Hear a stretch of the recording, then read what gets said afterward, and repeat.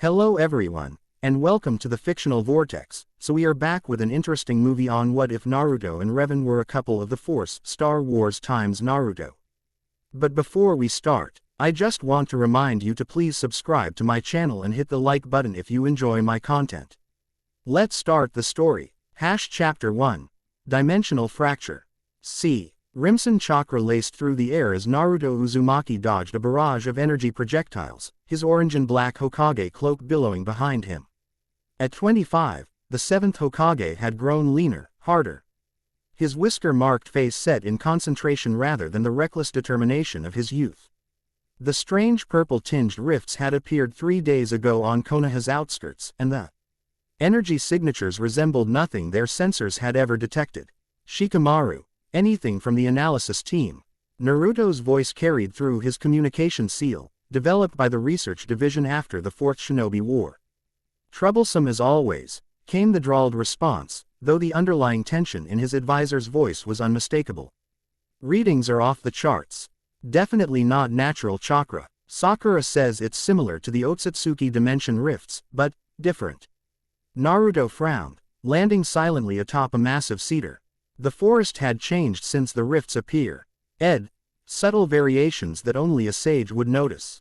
The natural energy flowed differently here, as though being slowly siphoned toward the largest tear that pulsed half a kilometer ahead. 3 Anbu Paratives flanked him at a respectful distance, their masked faces turned toward the anomaly. I'm going closer, Naruto decided. Have Sasuke ready to provide backup if needed.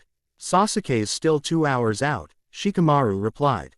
Lady Hinata is monitoring with her Byakugan from the sensor division. She says, wait. The sudden silence made Naruto's neck tingle with apprehension. Shikamaru. Multiple chakra signatures emerging. Confirmed Otsutsuki energy patterns. Naruto's eyes narrowed as the rift expanded with a sound like tearing fabric. 3 white-skinned figures emerged, their horned silhouettes unmistakable against the forest canopy. Not main family members. These were lesser clan members, but dangerous nonetheless. Naruto Uzumaki, the tallest intoned, voice resonating unnaturally. The vessel of Kurama, your chakra calls across dimensions. Funny, Naruto replied, slipping into a fighting stance. I didn't send an invitation. The 7th Hokage moved like liquid lightning. Where once he would have created 100 shadow clones, now 3 materialized, each with purpose, each with perfect chakra distribution. The first engaged the leftmost Otsutsuki with AR, a Sengen variant that distorted space around the impact point. The second launched upward, golden chains of chakra, a technique learned from studying his mother's abilities, entangling the rightmost enemy. Naruto himself confronted the leader, 6-path sage mode activated in an instant, his skin glowing with power that had matured with his understanding of its nature. No longer the raw, overwhelming force of his teenage years, but refined, controlled, devastating in its precision. You've improved since our kind last encountered you, the Otsutsuki acknowledged, parrying Naruto's initial attack. K with a bone-white staff that absorbed chakra on contact. But dimensional energy is beyond even your comprehension. I've heard that before, Naruto replied, his voice calm even as he executed a complex series of attacks that forced the alien being backward. Usually right before proving someone wrong. The forest erupted in combat. Trees shattered under the force of techniques that bent natural laws. 1 Anbu fell, clutching a wound that seemed to distort the very flesh around it. The others engaged the lesser Otsutsuki, their specialized jutsu barely keeping pace with the otherworldly opponents. Naruto fought with the economy of movement that had replaced his youthful exuberance. Each strike precise, each defense anticipated moments before it became necessary.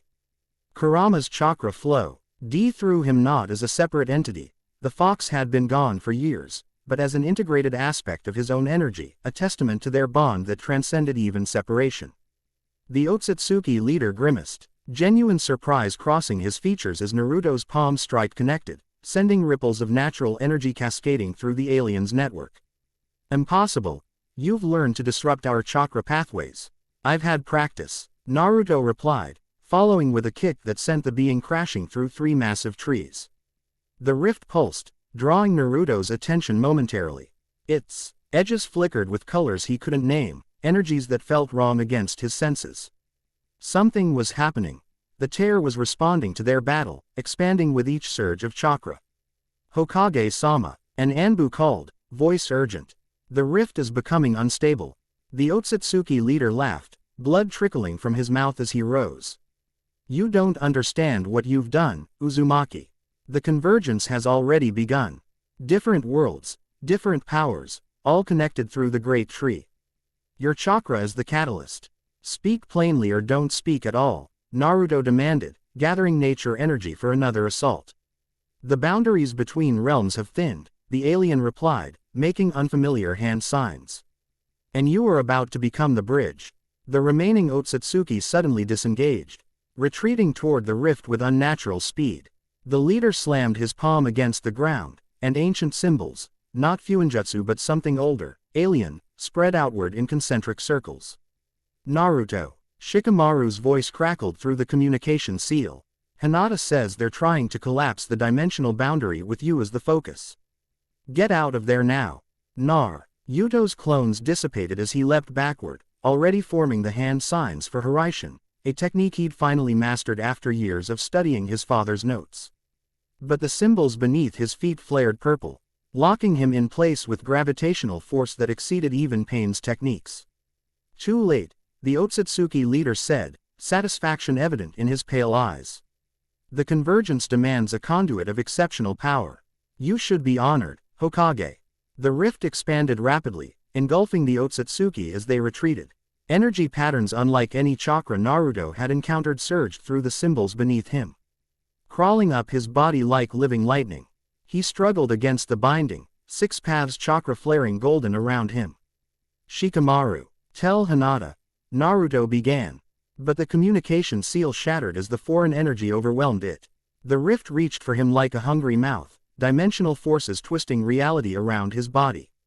Naruto gathered his chakra for one final counterattack, determined to collapse the anomaly even if it meant using himself as the conduit. Naruto. Hinata's voice reached him somehow, not through the seal but directly, her ch. Akra momentarily connected to his through sheer desperation, and the power of her Byakugan pushed beyond its limits. I'll come back, he promised, voice straining against forces trying to tear him apart at the molecular level. No matter what dimension, I'll find my way back. The last thing Naruto saw was the sky above Konoha, peaceful blue contrasting with the chaotic energies consuming him. Then reality inverted. His consciousness scattered across what felt like infinite planes of existence, before crushing darkness claimed him. Awareness returned in fragments. Pain radiated through Naruto's body, not the sharp agony of combat wounds but the bone-deep ache of having one's very essence strained to breaking. His eyelids felt weighted with lead as he forced them open, immediately losing them against harsh red light that stabbed at his retinas. Wrong. Everything felt wrong. The air carried acrid undertones that burned his lungs. The ground beneath him, stone, not forest floor, radiated cold that seemed to leach warmth rather than merely lacking it. And his chakra. Naruto reached instinctively for his energy and found it turbulent, unstable, as though the pathways themselves had been reconfigured. Kurama, he whispered by habit, before remembering the fox was gone. Yet somehow, he felt something respond. Not Kurama, but something else. A presence both familiar and early alien brushed against his consciousness before withdrawing. Naruto forced his eyes open again, letting them adjust to the crimson-tinged twilight. He lay on a stone platform amid what appeared to be ancient ruins. Massive pillars of black stone rose around him, engraved with symbols unlike any language he'd encountered. The sky above wasn't blue but a sickly ochre, with dark clouds moving unnaturally fast across its surface. This was no place in the shinobi world he recognized. Rising slowly to his knees, Naruto assessed his condition. His Hokage cloak was tattered, burned at the edges as though by acid. The seal-enhanced mesh armor beneath had protected his torso, but his exposed skin showed strange patterns, not quite burns, more like the temporary markings left by lightning strikes, tracing along his chakra pathways. When he tried to stand, vertigo struck with such intensity that he staggered, catching himself against one of the smaller pillars. The stone felt wrong beneath his palm, almost alive, vibrating with energy that resonated discordantly with his chakra. Where the hell am I? He muttered, forcing himself upright through sheer determination.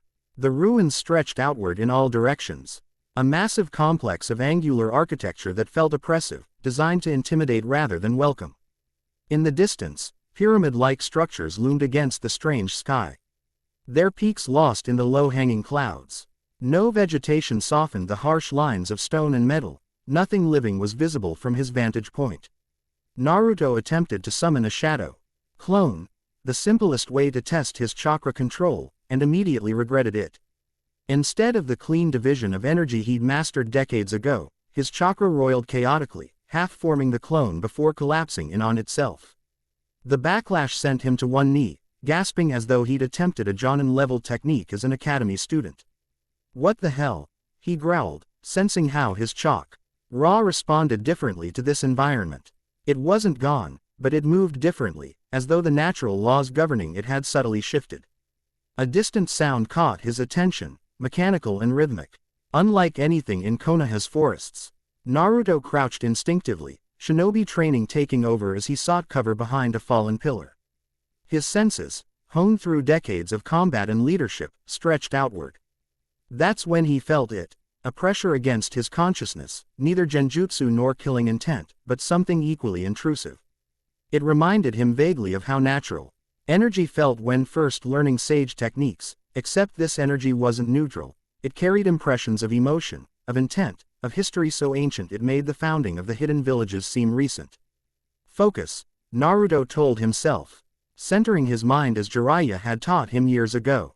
Whatever this place was, whatever had happened, he needed information before acting. The mechanical sounds grew closer. Naruto remained motionless, conserving energy while assessing potential threats. From his concealed position, he observed as metallic constructs emerged from a lower level of the ruins. Humanoid in basic shape but clearly not human, their bodies composed of angular plates that reflected the crimson light. They moved with purpose, scanning the area with sensor arrays built into what passed for their heads.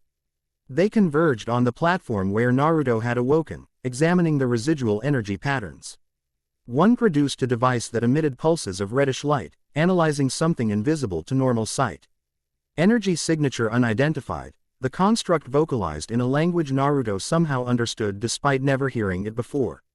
Pattern inconsistent with known force manifestations. Alert the seekers. Force. The term meant nothing to Naruto, but clearly these constructs had detected the dimensional rift, or at least its aftermath. The convergence grows stronger, another construct responded. This anomaly must be contained for study. Naruto weighed his options. His chakra wasn't responding normally, limiting his combat abilities. He had no idea where he was or if escape was even possible. The constructs appeared mechanical but moved with intelligence suggesting more complex programming than any technology he'd encountered. Before he could decide on a course of action, a new sensation washed over him, a pressure distinct from the ambient energy of this place, directed and controlled. Someone or something with power was approaching, and unlike the mechanical constructs, this presence moved with deliberate stealth. Naruto shifted position silently, tracking the new arrival through senses that relied on decades of experience rather than chakra enhancement. A figure in dark robes moved through the shadows of the ruins, avoiding the patrol routes of the constructs with practiced ease. The hood concealed their features, but their movements suggested human or near-human physiology. The robed figure paused, head turning unerringly toward Naruto's position despite his concealment. For a moment, Naruto felt a subtle probe against his consciousness. Gentler than the ambient pressure but more focused, like fingers testing the surface of water. Then chaos erupted. The construct spun simultaneously, sensor arrays locking onto the robed figure. Intruder detected. Jedi presence confirmed. Eliminate. Weapons extended from the constructs. Limbs, energy projectors unlike any technology Naruto recognized. Crimson beams lanced toward the robed figure, who moved with preternatural speed, a cylinder in hand igniting into a blade of pure energy that deflected the attacks with precision. The hooded figure spoke, voice carrying clearly despite the distance and chaos. I didn't come seeking conflict, constructs. But I won't hesitate to dismantle you if necessary. The voice was male, resonant with authority and an underlying weariness that suggested extensive experience with combat. As he moved, his hood fell back, revealing a human face with sharp features, dark hair, and eyes that seemed to shift between colors in the strange light. The constructs attacked as one, their movements coordinated with mechanical precision. The man met them with equal precision, his energy blade cleaving through metal with impossible ease. He moved like a dancer, each step purposeful, each strike efficient, but Naruto noted the subtle signs of someone conserving strength, fighting defensively rather than offensively. More constructs emerged from the lower levels, reinforcing the attack. The man retreated strategically, using the ruins for cover, but Naruto could see he would soon be overwhelmed by sheer numbers. The strategic assessment took less than 3 seconds. The decision took less than 1. Naruto might not understand where he was or who this person was, but he recognized an unfair fight when he saw one. And he had never been let to stand by while someone faced impossible odds alone. Drawing on years of experience with fluctuating chakra during the war, Naruto adapted his technique. Instead of forcing his energy through familiar patterns, he let it flow naturally in this environment, feeling how it wanted to move rather than how he expected it to move. The sensation was disconcerting, like trying to write with his non-dominant hand, but workable. The nearest construct never detected Naruto's approach. His kunai, reinforced with special metals developed by Konoha's research division, pierced the junction between the construct's head and torso. Sparks erupted as critical systems failed, the machine collapsing in a heap of suddenly inert metal. "What the robed man began, clearly surprised by Naruto's intervention. Explanations later, Naruto replied, falling naturally into combat stance beside the stranger. "These things don't seem friendly to either of us."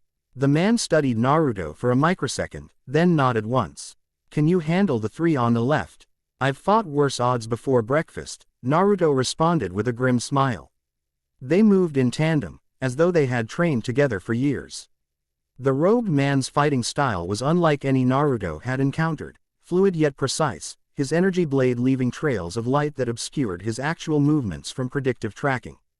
Naruto adapted quickly, his taijutsu modified to account for his disrupted chakra flow, relying more on physical strength and decades of muscle memory than energy enhancement. One construct fired at Naruto's back while he engaged another. Without looking, the robed man extended his hand, and the construct froze mid-motion, suspended by invisible force. Naruto didn't question the impossible sight, EAD seizing the opportunity to dispatch his current opponent before leaping upward, driving his kunai down through the immobilized construct's central processing unit. "Behind you," Naruto called, rowing a shuriken that knocked aside a construct's aim just as it fired at the robed man. The battle flowed around them, neither man needing to communicate tactics verbally after the first exchange. They anticipated each other's movements with uncanny precision, covering blind spots and creating openings for devastating counterattacks. When the last construct fell, its mechanical limbs still twitching with residual energy, Naruto and the robed man faced each other across the battlefield, both breathing heavily but neither showing signs of serious injury. "You're not from this world," the man stated rather than asked. His energy blade still humming with potential but angled downward in a non-threatening position. "That obvious," Naruto replied, equally cautious. His kunai remained in hand, though similarly lowered. "The energy you use," the man gestured vaguely toward Naruto's body. "It's not the force, yet it responds to similar principles. I sensed your arrival, a disturbance unlike anything I've encountered." "And you are?" Naruto prompted, evaluating the stranger. Despite his caution, Naruto's instincts, honed through encounters with countless enemies and allies, suggested this man wasn't an immediate threat. The robed figure seemed to weigh his response carefully before answering. "I am called Revan, once Jedi, once Sith, now, something between, perhaps." He deactivated his energy blade, the weapon's hilt disappearing into the folds of his robe. "And you are a significant anomaly in an already turbulent force." Naruto Uzumaki, 7th Hokage of Konohagakure. Naruto returned his kunai to its holster with practiced ease, though remaining ready to draw it again instantly if needed. "I was investigating dimensional rifts when Otsutsuki clan members attempted some kind of convergence technique. Next thing I know, I'm waking up in this charming vacation spot." Revan's expression remained neutral, but something like recognition flickered in his eyes at the mention of convergence. This place is called Malachor V, a world strong with the dark side of the Force, and the site of a great tragedy I participated in, long ago. His gaze swept the ruins around them. These constructs are ancient guardians, programmed to eliminate any Force user who isn't Sith. They sensed me immediately, but seemed confused by your presence. Because I don't use this Force? Naruto questioned. Precisely. Yet whatever energy you command interacts with the Force in ways I've never witnessed. Revan gestured toward the horizon, where more pyramidal structures loomed. More constructs will come. This facility was built to protect Sith secrets, and we've triggered its security protocols. Naruto processed this information quickly. So we should move. But I need answers. What is this Force? Where exactly am I in relation to my world? Is there a way back? All excellent questions, Revan acknowledged, but this is possibly the worst place in the galaxy to discuss them. I have a ship hidden 2 kilometers east of here. If we reach it, we can leave this planet and find somewhere safer to exchange information. Naruto hesitated only briefly before nodding. Lead the way, but understand, I have people waiting for me. A village to protect, a family. His blue eyes hardened with resolve. I'm getting back to them, one way or another. Something like respect flickered across Revan's features. I understand duty and attachment, Hokage Uzumaki. Perhaps better than most Jedi would admit. He turned, gesturing for Naruto to follow. First survival, then answers, then. We'll see what's possible regarding your return. They moved swiftly through the ruins, Revan occasionally raising a hand to obscure their presence from distant patrols through some technique Naruto couldn't identify. The Hokage observed everything with the analytical mind that had matured through years of leadership, the architecture suggesting a civilization built on intimidation and power displays. The strange energy that permeated everything, the way Revan moved with the hyper-awareness of someone who had faced betrayal multiple times.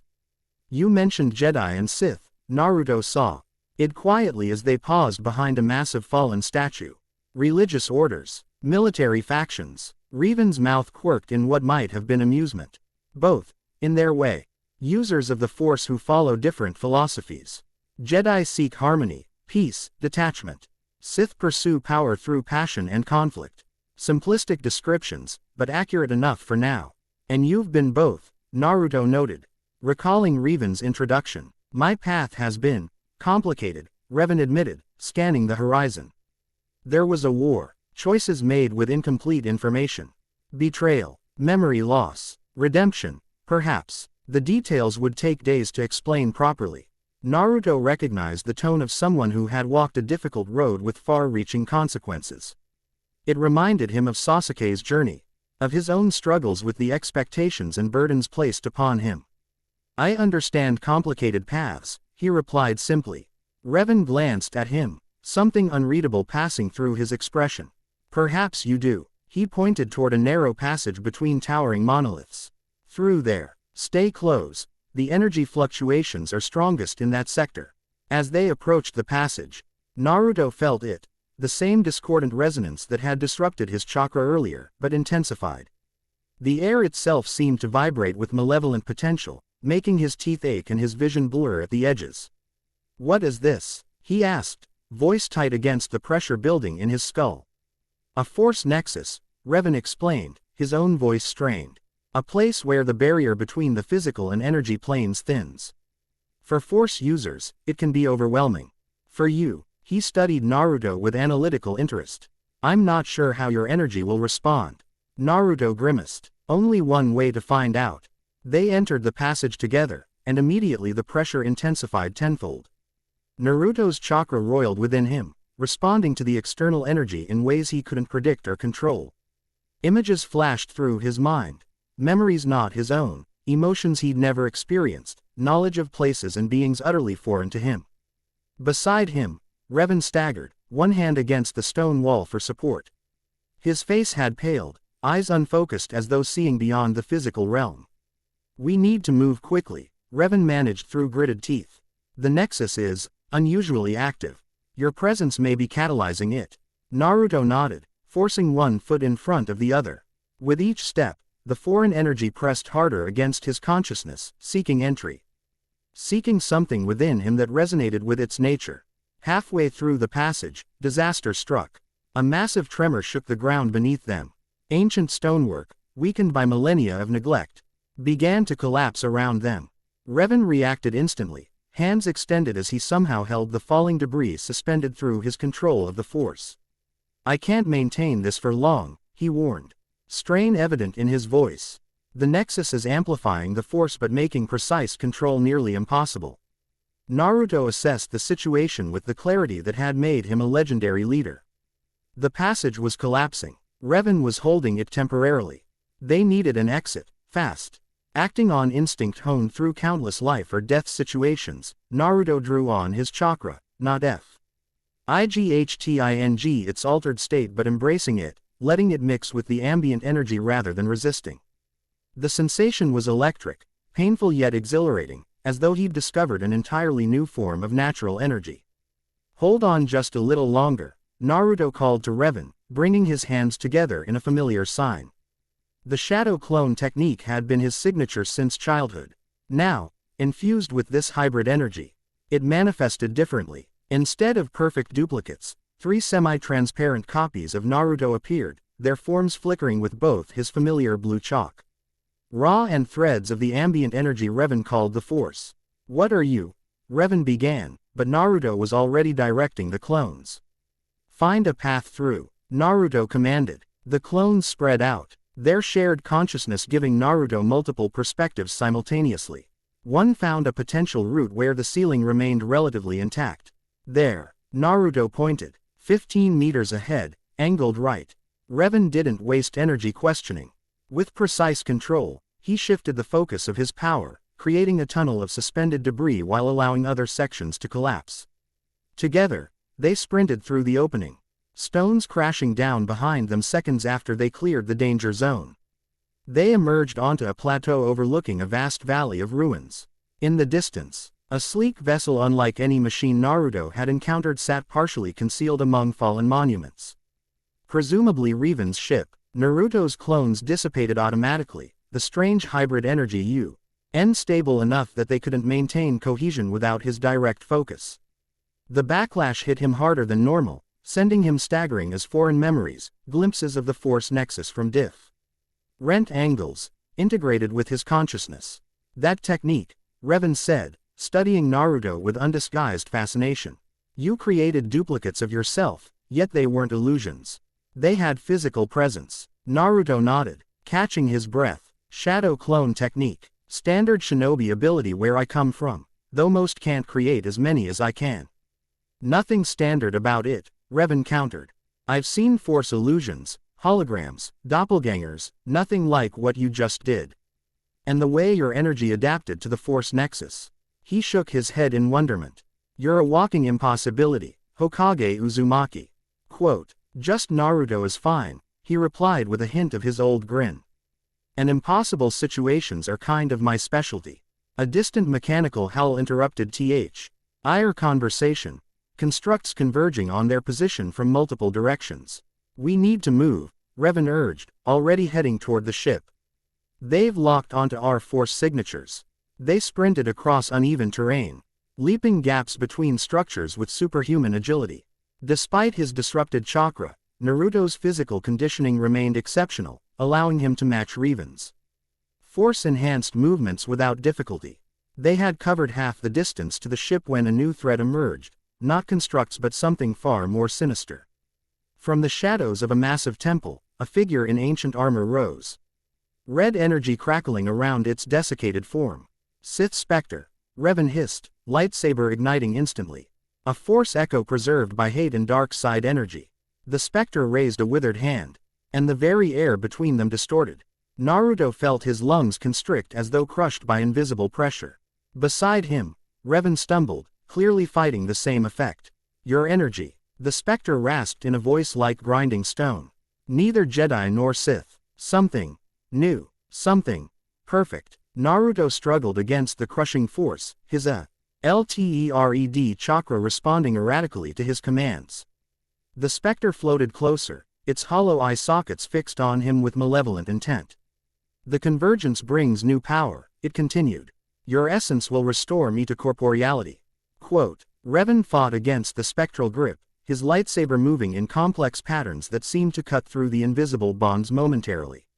Naruto, it's attempting to drain your life force. You need to. The specter gestured sharply, and Revan was hurled backward, crashing into a stone pillar with bone-jarring force. His lightsaber skittered across the ground, deactivating automatically. Alone against the ancient entity, Naruto faced a type of enemy he'd never encountered, one that attacked not just the body but the energy system itself, draining his chakra through means he couldn't counter conventionally. Or could he? Throughout his life, Naruto had faced opponents who seemed unbeatable, powers that defied understanding. And each time, he'd found a solution through adaptation. Through refusing to accept impossible as an answer. The specter's drain intensified, pulling at Naruto's chakra like a vortex. But instead of resisting, Naruto suddenly reversed his approach, pushing his chakra outward, feeding it to the hungry entity in a controlled stream. The specter's hollow eyes widened in surprise as Naruto's chakra, laden with the life energy, determination, and unyielding will that defined him, flowed into its desiccated form. What had been designed to drain became a conduit for something the ancient Sith hadn't encountered in millennia of half-existence, pure, unfettered life force without dark side corruption. What is this? The specter shrieked, its form flickering as Naruto's chakra disrupted the hatred binding it to the physical realm. Where I come from, Naruto replied through gritted teeth, continuing to channel energy into the unnatural connection. We learn that every technique has a weakness. Yours is you've forgotten what real life feels like. The spectral form began to dissolve, ancient hatred unable to maintain cohesion against the onslaught of Naruto's life-affirming energy. With a final wail that echoed across the ruins, the specter dissipated into wisps of crimson energy that faded into nothingness. The pressure vanished instantly. Naruto dropped to one knee, the expenditure of chakra raw in this unfamiliar manner leaving him temporarily drained. Across the plateau, Revan rose shakily, retrieving his lightsaber with a gesture that pulled the weapon to his hand through invisible means. Revan began, approaching with newfound respect in his expression, unprecedented. Sith specters can only be destroyed through dispelling their anchoring hatred or disrupting the dark side energies binding them. I just gave it something it didn't expect, Naruto replied, standing with effort. Sometimes the best counter to darkness isn't more darkness but overwhelming light. Revan studied him with an unreadable expression. A philosophy many Jedi would agree with, though few could implement so effectively. He glanced toward the horizon, where the mechanical sounds of approaching constructs grew louder. But we've drawn far too much attention. Every force-sensitive entity on this planet will have felt that disturbance. They resumed their journey toward the ship, moving more cautiously now that Naruto's energy reserves were depleted. As they approached, Revan activated a remote device that caused the vessel's boarding ramp to descend. The Aben Hawk, Revan said, with something like fondness in his voice. She's gotten me out of worse situations than this. Naruto studied the ship with undisguised fascination. Nothing in the 5 nations approached this level of technology, a vessel capable of flight beyond the atmosphere, presumably. Another reminder of how far from home he truly was. As they ascended the ramp, a metallic figure approached from within, not a hostile construct but some kind of service droid, its optical sensors focusing on them with clear intelligence. Statement. Master, I observe you have acquired another meatbag companion. Query. Shall I prepare the assassination protocols? Revan sighed. Not now, HK.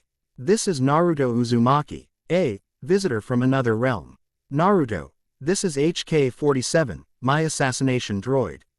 Clarification. IP. Refer the term, Independently Operational Strategic Eliminator, Master. Assassination droid sounds so common. Despite the bizarre situation, Naruto found himself smiling at the droid's peculiar personality. Nice to meet you, HK-47. Reluctant acknowledgement. I suppose any meatbag the master hasn't ordered me to terminate deserves minimal courtesy. Welcome aboard the Aben Hawk, strange energy radiating meatbag. Get us off planet, HK, Revan ordered, moving toward what Naruto presumed was the cockpit. Standard evasion pattern. There may be ancient defense systems still operational. Enthusiastic response. Oh, I do hope so. Master, it has been 3 full cycles since I've had the pleasure of destroying something designed to kill us. As the ship hummed to life beneath them, Naruto moved to a viewport, watching the alien landscape recede as they rose into the ochre sky. Within moments, the atmosphere gave way to the star-filled blackness of space, a sight no shinobi had ever witnessed. We're clear, Revan announced, joining him at the viewport. No pursuit detected. I've set course for a safe location where we can talk properly. Naruto nodded, eyes still fixed on the unfamiliar stars. I have so many questions. As do I, Revan replied, studying the shinobi with undisguised curiosity. Your arrival corresponds with Force visions I've been experiencing, glimpses of what some ancient texts call the convergence. Different energies, different dimensions, intersecting in ways that haven't occurred in millennia. The Otsutsuki mentioned convergence too, Naruto noted, finally turning from the viewport. They said I was meant to be some kind of catalyst or bridge. Revan gestured toward the ship's common area. Rest while you can. Once we reach our destination, we have much to discuss about both our worlds and whatever force, cosmic or otherwise, has connected them. As Naruto followed Revan deeper into the ship, he touched the wedding band he wore beneath his glove, a connection to Hinata and the family waiting for him across dimensions. I meant what I said back there, he stated with quiet determination. I'm finding my way home. Revan nodded, understanding in his eyes. I believe you will, but first, we need to understand what's happening. Why you were brought here, what convergence truly means, and what consequences it might have for both our realities. The Aben Hawk accelerated to lightspeed, carrying them away from Malachor and deeper into a galaxy Naruto had never imagined existed, the first step on a journey that would challenge everything both men understood about the fundamental forces shaping their worlds. Chapter 1 End Chapter 2, Echoes of Power. Stars streaked past the viewport in hypnotic ribbons of light as the Aben Hawk carved its path through hyperspace. Naruto sat cross-legged on the floor of the ship's cargo hold, eyes closed in meditation. He'd spent the last 3 hours attempting to stabilize his chakra, Hitch continued to behave erratically in this unfamiliar dimension. The energy within him felt simultaneously familiar and foreign, like meeting a childhood friend after decades apart. His chakra pathways tingled with new sensations, resonating with the ambient energy Revan called the Force. Occasionally, flashes of insight or emotion would surge through him unbidden, as though the very fabric of pace around the ship whispered secrets directly into his consciousness. Your concentration is impressive, Revan's voice came from the doorway. Most beings encountering the Force for the first time find it overwhelming. Naruto opened his eyes, uncrossing his legs with fluid ease. I've had practice with foreign energy systems. Sage Chakra, Tailed Beast Chakra, Six Paths Chakra, each required different approaches. Yet none quite like this, Revan observed, entering the room fully. He'd exchanged his battle-worn robes for simpler attire, still dark in color but less imposing. Without the hood shadowing his features, his face revealed more humanity, laugh lines around his eyes suggesting a capacity for humor beneath the stoic exterior. Scars speaking of battles survived rather than merely won. No, Naruto agreed, standing. This force feels alive in a different way. Less structured than chakra, more intuitive. Revan nodded, a glimmer of approval in his eyes. An accurate assessment. The force flows through all living things, binding the galaxy together. It doesn't require the structured pathways your chakra seems to follow. He gestured toward the ship's common area. We'll be dropping out of hyperspace soon. I've prepared some sustenance. Not sure if it will agree with your physiology, but it's standard human fare in this galaxy. The ship's common area feature. A circular table surrounded by worn seating, comfortable but utilitarian. On the table sat several containers holding foods Naruto didn't recognize, multicolored fruits with textures ranging from scaled to fuzzy. Strips of preserved protein, and what appeared to be bread of some kind. HK-47 analyzed your basic biology while you meditated, Revan explained, seeing Naruto's hesitation. Nothing invasive, simple atmospheric scanners. You're human by our standards, so this food should sustain you adequately. Naruto selected what looked least alien, a reddish fruit resembling an apple. The flavor exploded across his tongue. Tangy yet sweet, with subtle undertones unlike anything in Konoha's markets. "It's good," he said with genuine surprise. "Pally's fruit from Alderaan," Revan identified.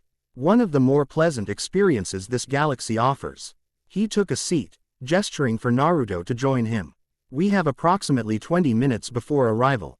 A good time to address immediate questions." Naruto sat across from him, selecting another fruit. "Where exactly are we going?" "A hidden Jedi enclave on Dantooine," Revan replied. "Not the main academy. That location is too well known. This facility operates independently, focused on researching Force anomalies and ancient knowledge deemed too controversial for the Jedi Council's comfort. And they'll help us understand how I got here. How to get me back." Revan's expression remained carefully neutral. If anyone can provide insight into interdimensional travel, it's them. Particularly Bastila Shan, a Jedi with unprecedented gifts in Force bonding and vision interpretation. Something in Revan's tone caught Naruto's attention. "You know her well." A complex emotion flickered across Revan's face: fondness, regret, determination. "We share a Force bond. A connection formed through unique circumstances. She'll understand the implications of your arrival better than most." The ship's intercom crackled with HK-47's distinctive electronic voice. "Announcement. Preparing to exit hyperspace in 3 minutes, Master." Observation. Long-range scanners detect no Republic or Sith vessels in the vicinity. The enclave appears secure, though I remain hopeful for an opportunity to exercise my combat protocols. "That droid really likes fighting," Naruto observed with a raised eyebrow. "HK was designed for efficient elimination of targets," Revan explained with a hint of dry humor. "He considers it his primary function and greatest joy. An unusual personality matrix, but he's proven invaluable." Clarification. "I heard that, Master. I prefer the term enthusiastically homicidal, rather than unusual. It has a more professional ring to it." Revan sighed, but Naruto caught the subtle affection beneath the exasperation. The relationship reminded him of his own bonds with summoning animals like Gamakichi, ostensibly master and servant, yet actually partners with mutual respect. "You should prepare yourself," Revan advised, standing as the ship's engines changed pitch. The transition back to real space can be disorienting for first-time travelers. Moments later, the streaking stars collapsed into NT pinpoints as the Aben Hawk dropped out of hyperspace. Through the viewport, Naruto glimpsed a verdant world, blue oceans and sprawling grasslands dominating its visible surface. "Dantooine," Revan said, something like nostalgia coloring his voice. "Largely agricultural, sparsely populated, perfect for those seeking to avoid attention." The ship descended through cloud layers, eventually skimming over an endless sea of golden grasslands. Mountains rose in the distance, their slopes covered with unfamiliar vegetation. Occasionally, herds of alien creatures scattered at the ship's approach. Air massive forms moving with surprising grace. "Kath hounds," Revan identified, seeing Naruto's interest. "Native predators. Generally avoid settlements but dangerous if provoked." The Aben Hawk banked sharply, heading toward what appeared to be an unremarkable plateau. As they approached, camouflaged hangar doors slid open, revealing a hidden landing facility beneath the natural formation. "Impressive concealment," Naruto noted with professional approval. "Necessity born of dangerous times," Revan replied as HK guided the ship into the underground hangar. "The enclave operates beyond both Republic and Sith knowledge. Safety requires absolute secrecy." The landing sequence completed with practiced efficiency. As the ship powered down, Revan moved toward the exit ramp, gesturing for Naruto to follow. "A few things to understand before we disembark. The scholars here have dedicated their lives to understanding the deepest mysteries of the Force. They may view you as a research subject rather than a person.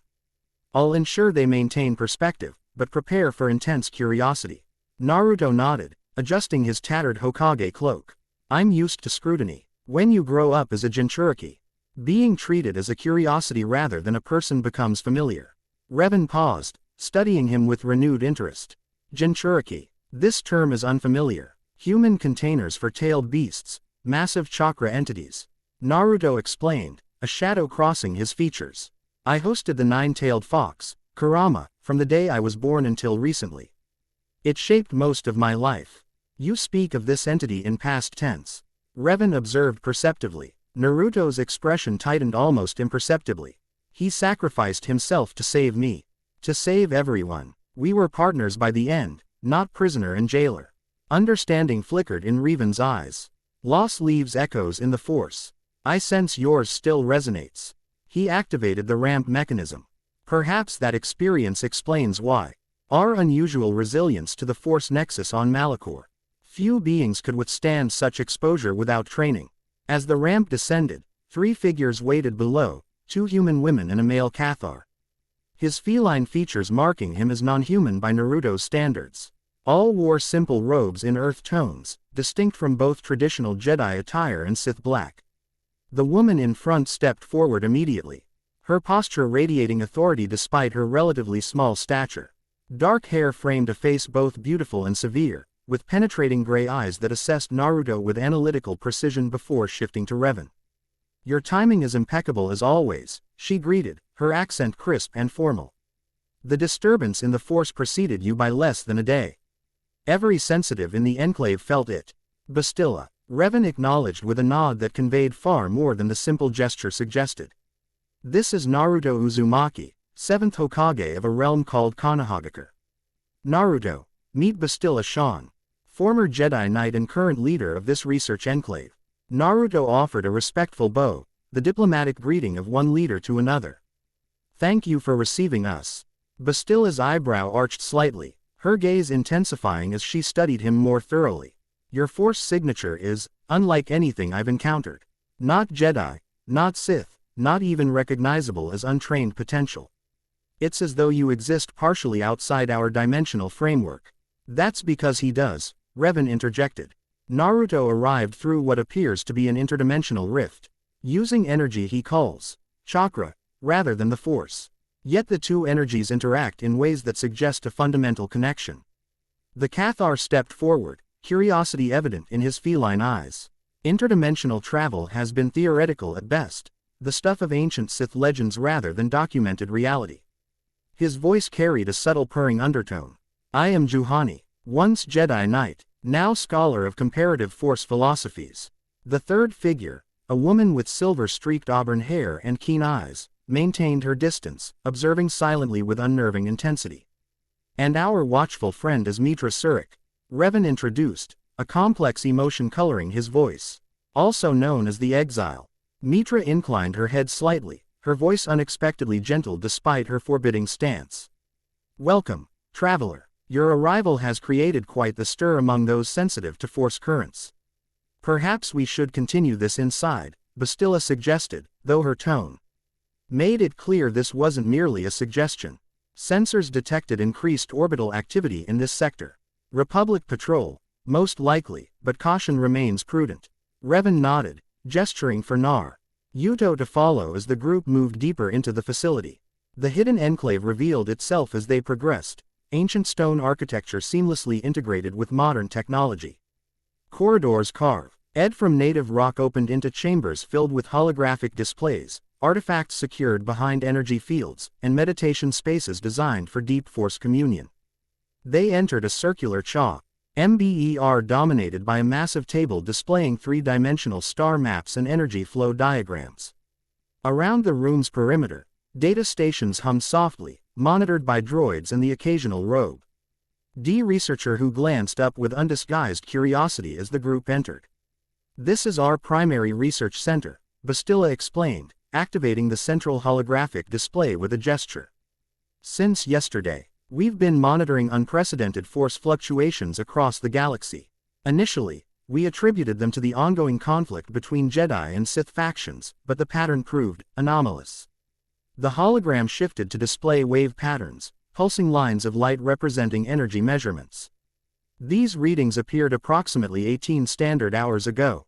They don't match known Force manifestations, not light side, dark side, or any documented variation. Naruto studied the patterns with growing recognition. That's around when I arrived on Malachor. And those patterns, he pointed to specific waveforms. They resemble chakra signatures, though distorted somehow. Revan exchanged a meaningful glance with Bastilla. We need to understand precisely what happened. Both the method of his transportation and the potential consequences for both realms. Agreed, Bastilla responded, professional despite the undercurrent of tension between them. We should begin with basic assessments to establish baselines. She turned to Naruto. With your permission, Hokage Uzumaki, we'd like to conduct several non-invasive scans of your energy patterns. Call me Naruto, he replied with an easy smile that momentarily disrupted Bastilla's composure. And I'm willing to help however I can. I need to understand what happened to find my way home. Home, Mitra spoke for T. He first time since entering the chamber, her voice carrying unexpected weight. Your connection to it remains strong. I can sense it like an anchor line stretching across dimensions. Naruto nodded, appreciation in his eyes for her perception. I have people waiting for me. A village to protect. Family. Family bonds create powerful resonance in the Force, Juhani observed. Perhaps that connection might eventually serve as a pathway back. That's what I'm counting on, Naruto affirmed. Bastilla gestured toward an adjoining chamber visible through transparent walls. Inside stood various devices Naruto couldn't identify, though their purpose as diagnostic equipment seemed obvious. We'll start with standard force potential mapping, she explained, leading the way. Then comparative analysis between your chakra and our understanding of the force. The process is harmless but may cause unusual sensations as the equipment interacts with your energy field. As they entered the examination chamber, Naruto removed his tattered cloak, revealing the mesh armor beneath. Various researchers approached with scanning devices, maintaining professional distance despite their obvious fascination. Stand here, please. Bastilla indicated a circular platform at the chamber's center. Try to relax and maintain normal energy flow, don't suppress or enhance your chakra. Naruto complied, centering himself as he would before sage meditation. The platform hummed beneath his feet, and holographic displays around the room sprang to life, showing readings the researchers began analyzing immediately. Extraordinary, Juhani murmured, studying one display. His energy pathways are structured completely differently from force-sensitive anatomy. Look at these channels. They form a circulatory system for this chakra energy. The density readings are unprecedented, another researcher noted. Even Master Yoda's midichlorian count doesn't approach this level of energy saturation. Bastilla moved closer to Naruto. Professional demeanor momentarily giving way to genuine curiosity. You mentioned structured pathways earlier. Can you explain how chakra functions in your realm? Yuto considered how to explain concepts fundamental to his world but foreign here. Every living being in my world has chakra, life energy that flows through specific pathways. By molding this energy through hand signs and mental focus, we can perform jutsu, techniques with various effects. Some physical, some elemental, some affecting space-time itself. Similar to how Jedi and Sith channel the foe. RCE through mental discipline and physical gestures, Revan noted, watching from nearby. But more structured, Bastilla observed. The Force responds primarily to will and emotion, with minimal physical channeling required. She adjusted a scanning parameter. Can you demonstrate this molding process? Nothing strenuous, just enough to show the basic principle. Naruto nodded, forming a basic hand sign. He channeled a minimal amount of chakra, the equivalent of a simple transformation technique without completing it. The scanners immediately registered the shift, displays flashing with new data.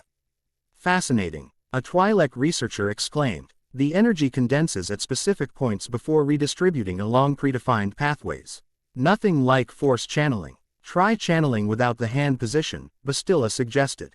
Naruto complied, demonstrating the mental focus techniques he'd mastered later in life. The readings showed similar results but with less efficiency. The physical gestures appear to function as focus mechanisms, Juhani observed. Similar to how some force techniques employ specific hand positions, though for different reasons. Can you perform something more substantial? Mitra asked from where she leaned against the wall. Something characteristic of your abilities. Naruto considered the request. My signature technique is the shadow clone jutsu, but it might overwhelm your sensors. Perhaps something simpler. He formed the necessary signs for a small Rasengan, condensing chakra into a spiraling sphere above his palm. The reaction was immediate. Every sensor in the room spiked dramatically, some overloading entirely. The researchers stepped back instinctively as the blue sphere rotated with perfect control above Naruto's hand, its inner swirls revealing complexity beyond its simple appearance. That's pure energy manipulation without an external focus or catalyst, Bastilla observed with undisguised amazement. The precision required, even more dramatic than the sensor readings, was the reaction of the force sensitives in the room. Each visibly responded to the Rasengan's formation, Juhani's pupils dilating, Mitra straightening from her casual posture. Researchers pausing in their activities as though hearing a distant sound. Revan stepped closer, examining the technique with intense focus. It resonates with the force despite being fundamentally different, creating harmonics I've never encountered. He extended his hand near the sphere without touching it. I can feel the rotation patterns through the force itself. Naruto allowed the Rasengan to dissipate, the energy reabsorbing into his palm. In my world, this is considered an A- rank technique, difficult to master but not extraordinary for high-level shinobi. If this is merely difficult, I'd be curious to see what you consider extraordinary, Bastilla remarked, regaining her composure. The energy concentration alone exceeds most force techniques. The examination continued for over an hour, with Naruto demonstrating various basic chakra principles while the researchers documented everything. Throughout the process, he noted the distinct persona, Liddy's emerging among his hosts, Bastilla's professional detachment barely concealing intense curiosity, Juhani's scholarly enthusiasm, Mitra's quiet but penetrating observation, and Revan's strategic assessment of every demonstration. Eventually, Bastilla called a halt to the initial tests. We've collected sufficient baseline data. The analysis will take time, but several conclusions seem evident already. She gestured toward the main chamber, where they reconvened around the central holodisplay. First, she began, activating a comparative diagram, while chakra and the force appear fundamentally different in structure and application, they interact on quantum levels in ways suggesting a common origin. Second, your presence creates resonance patterns in the force unlike anything in our records. And third, she hesitated, exchanging a glance with Revan before continuing. The dimensional barrier between our realms shows signs of systematic weakening, not just where you crossed over, but at multiple points throughout the galaxy. Meaning what, exactly? Naruto asked, sensing the unspoken concern. Meaning, Revan answered, that your arrival may not be an isolated incident, but part of a larger pattern. The force disturbances we've been monitoring suggest multiple potential breach points forming between dimensions. The Otsutsuki mentioned convergence, Naruto recalled. They said I was meant to be a catalyst or bridge. Convergence, Juhani repeated thoughtfully. That term appears in ancient Jedi texts regarding theoretical force cosmology. The belief that all dimensions, all manifestations of energy throughout existence, periodically align in ways that thin the barriers between them. Is that dangerous? Naruto asked directly. The silence that followed provided answer enough before Mitra finally spoke. Imagine two oceans separated by a dam. Each has developed its own ecosystem, its own balance. If the dam suddenly fails, catastrophic mixing, Naruto concluded. Environmental collapse on both sides. That's the concerning interpretation, Bastilla acknowledged. Though historical records suggest previous minor convergences occurred without disaster, the difference now appears to be scale and intent. Someone or something is deliberately accelerating the process. The Otsutsuki in my world, Naruto suggested. And perhaps someone on this side as well. A reasonable hypothesis, Revan agreed. Which raises the question of motive. What would anyone gain from merging dimensional energies on this scale? Power, Mitra stated simply. New energy sources, new abilities beyond conventional understanding of the force. Potential immortality through dimensional transference. Naruto frowned, memories of previous Otsutsuki encounters surfacing. That aligns with their usual motives. They harvest chakra from entire planets, draining them of life force to extend their own existence. The implications settled heavily over the group. Bastilla straightened, transitioning seamlessly from researcher to leader. We need more information from both sides of this equation. Naruto, we'll continue analyzing your chakra patterns and the dimensional disturbances from our end. But understanding what's happening in your world is equally crucial. Which presents an obvious problem, Revan noted. We have no way to observe or communicate across dimensions. Actually, Naruto interjected, a thoughtful expression crossing his features, I might have a potential solution. In my world, I maintained a mental connection with the tailed beasts even across great distances. And my wife, Hinata, possesses the Byakugan, visual abilities that can perceive chakra across barriers ordinary sight can't penetrate. A pre-existing connection, Bastilla considered the possibility. Similar to how force bonds can sometimes transcend conventional space-time limitations. It's worth exploring, Juhani agreed. If we could establish even limited cross-dimensional communication, it would significantly advance our understanding. We should attempt it in a force nexus, Revan suggested. A place where the boundary between dimensions might already be naturally thinner. Bastilla nodded decisively. The Crystal Cave. It's nearby and has historically demonstrated unusual force properties. She turned to the researchers. Prepare the necessary equipment for remote monitoring. We'll depart in 1 hour. As the group dispersed to make preparations, Mitra approached Naruto, speaking quietly. While they focus on energy patterns and dimensional mechanics, don't lose sight of what's truly important.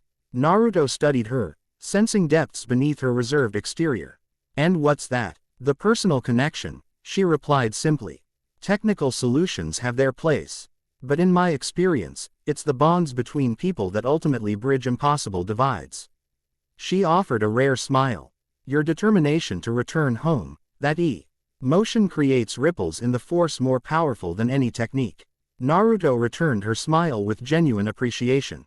In my world, we have a concept called the will of fire, the determination to protect what's precious to us. Passed down through generations. It's never failed me yet. Will of fire, Mitra repeated thoughtfully. An apt description for what Jedi might call the light side at its purest. Perhaps our worlds aren't as different as they first appear. 5,000 light-years away, aboard a vessel of ancient design hidden in the shadows of an asteroid field, a figure in ornate armor stood before a holographic projection. The display showed energy readings from various sectors, concentrating on patterns that conventional science couldn't explain. The disturbance grows stronger, a mechanical voice reported from the shadows. Centered on Dantoin, but with echoes throughout the outer rim. Analysis confirms. Not typical force manifestation. The armored figure's mask concealed all expression. Its design reminiscent of ancient Sith iconography but incorporating elements no modern scholar would recognize. The convergence proceeds as foretold, the figure stated. Voice distorted through the mosque's vocoder. The catalyst has arrived through the first major breach. Alert our agents within the Republic and inform our Sith contacts that Phase 1 is complete. And the Jedi? The mechanical voice inquired. They sense the disturbance but understand nothing of its true nature. The figure manipulated the holographic display, focusing on Dantoin. Quote, by the time they comprehend what's happening, the barriers between dimensions will have weakened beyond recovery. Preparations for Phase 2 continue on schedule, the mechanical entity confirmed. The cult's excavations on Korriban have located the convergence keystone as you predicted. Excellent. The masked figure closed the holographic display with a gesture. Our ancestors glimpsed this possibility millennia ago, the ultimate convergence of all energy forms across all dimensions. What they could only theorize, we shall accomplish. For the eternal Sith, the mechanical voice intoned. No, the figure corrected. For powers beyond even Sith understanding. When the dimensions merge fully, new possibilities will emerge that neither Jedi nor Sith philosophy has encompassed. Transcendence beyond the limitations of single-dimensional existence. Behind its metal face, the figure smiled in anticipation of transformations to come. In Konoha, chaos had given way to Grimda. Termination in the 3 days since the Hokage's disappearance. The dimensional analysis team, hastily assembled from the village's best sensors, researchers, and space-time ninjutsu specialists, worked around the clock in the reinforced bunker beneath the Hokage Tower. Shikamaru Nara stood at the central table, dark circles beneath his eyes testament to sleepless nights. Around him, sensor readings, calculation scrolls, and dimensional theory diagrams covered every surface. The energy signature remains stable, Ino Yamanaka reported, looking up from her monitoring station. Whatever Dimensio Naltair took Lord 7th hasn't collapsed entirely. But it's not expanding either, Sakura Haruno added, medical expertise repurposed to analyze the bioenergetic components of the anomaly. Sutsuki triggered something they couldn't fully control. Shikamaru rubbed his temples. Troublesome doesn't begin to cover this situation. Every calculation suggests the dimensional barrier should have sealed itself after the initial breach. Something's keeping it partially open. Naruto himself, came a quiet voice from the doorway. All heads turned as Hinata Uzumaki entered, her Byakugan active. Veins prominent around eyes that had scarcely deactivated the technique since her husband's disappearance. Unlike the disheveled researchers, she appeared composed, determined, her initial devastation transformed into focused resolve that surprised even those who had known her for decades. Explain, Shikamaru prompted, recognizing the certainty in her tone. Hinata approached the central table, gesturing toward the energy readings. I've been monitoring the tear continuously. The chakra signature maintaining the partial opening matches Naruto's exactly, though distorted through dimensional interference.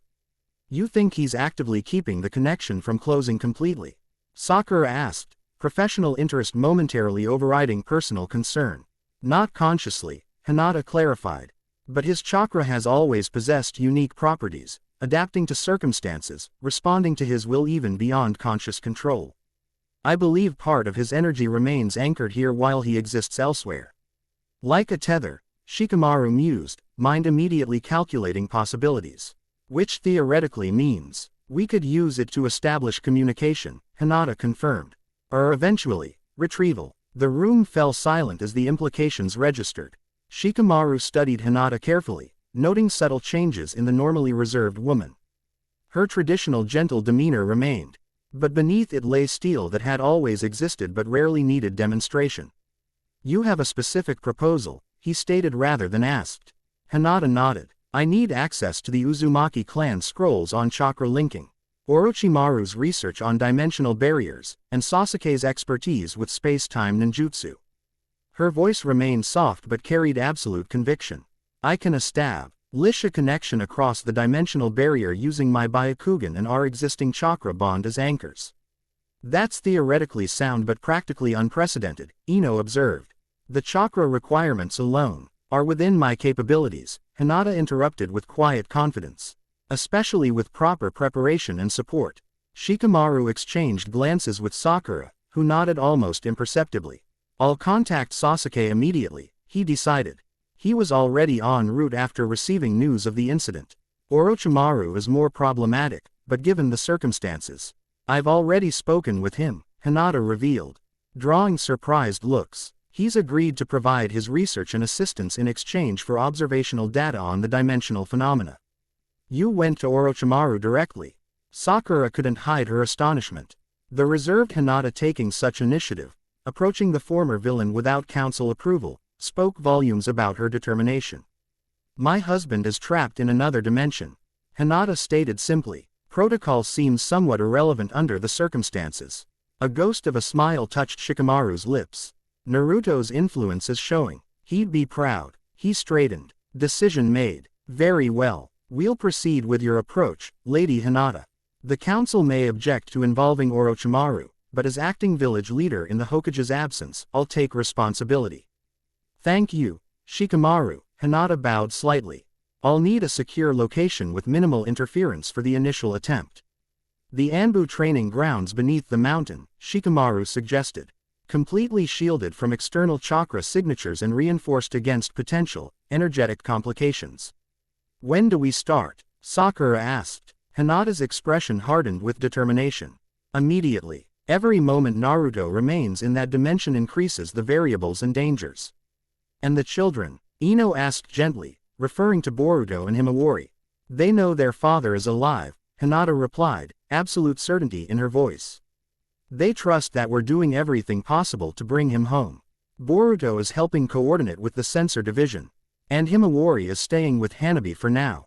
As the group dispersed to make preparations, Shikamaru found himself walking alongside Hinata toward the exit. You haven't slept, he observed quietly. Neither have you, she countered. True, but I'm not planning to attempt an unprecedented cross-dimensional chakra connection. Hinata's steps didn't falter. I'll rest when he's home. Shikamaru studied her profile. The quiet determination that had always been her strength now forged into something formidable by circumstance. He changed all of us, Shikamaru noted thoughtfully. Even you, who knew his heart before any of us recognized his worth. A small smile touched Hinata's lips. He didn't change us. He helped us become who we always could be. She paused at the building's exit, looking back at Shikamaru with eyes that saw far more than just chakra pathways. And I'm bringing him home, whatever it takes. Watching her leave, Shikamaru didn't doubt her for a moment. The crystal cave lay 3 kilometers from the hidden enclave, accessible only through a narrow ravine that twisted between towering rock formations. Naruto walked alongside Revan, with Bastilla, Mitra, and Juhani completing their party. HK-47 had remained with the ship, much to the droid's vocal disappointment about missing potential combat opportunities. As they traveled, Naruto observed the alien landscape with a mixture of wonder and analytical assessment. The golden grassland stretched to the horizon, punctuated by occasional stands of twisted trees unlike any species in the shinobi world. The air carried scents both familiar and strange, fresh vegetation mingled with subtle undertones his brain couldn't quite categorize. Your world, he began, breaking the contemplative silence that had fallen over the group. How many planets does it encompass? Countless inhabited worlds across the galaxy, Bastilla replied. The Republic alone contains thousands of systems, each with multiple planets. Beyond Republic space lie the Sith territories, independent systems, unknown regions. Naruto absorbed this with a thoughtful expression. In my world, we've never ventured beyond our planet.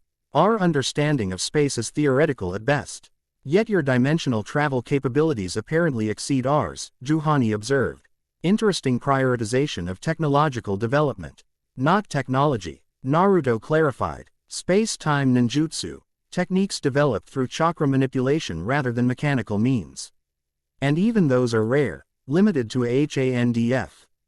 All of individuals with specific abilities. Like your wife's visual powers you mentioned, Mitra noted. Naruto nodded, appreciation warming his expression. The Byakugan is a Kekkei Genkei, a blood line ability passed through certain clans.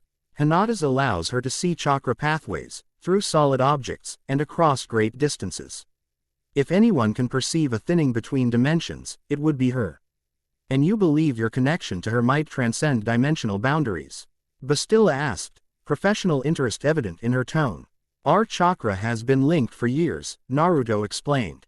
During the war, when Kurama was extracted from me, her chakra helped maintain my life force until the fox was restored. Since then, we've maintained a subtle connection, nothing dramatic, just an awareness. Particularly strong during meditation. Revan, who had been listening silently, spoke with sudden interest. Similar to a force bond, then. A connection transcending normal physical limitations. Exactly, Naruto confirmed. Though I don't know if it can stretch across dimensions. That's what we're here to discover, Bastilla stated as they approached the ravine entrance. The temperature dropped noticeably as they entered the narrow passage, sunlight diminishing to filtered beams that illuminated dancing dust motes.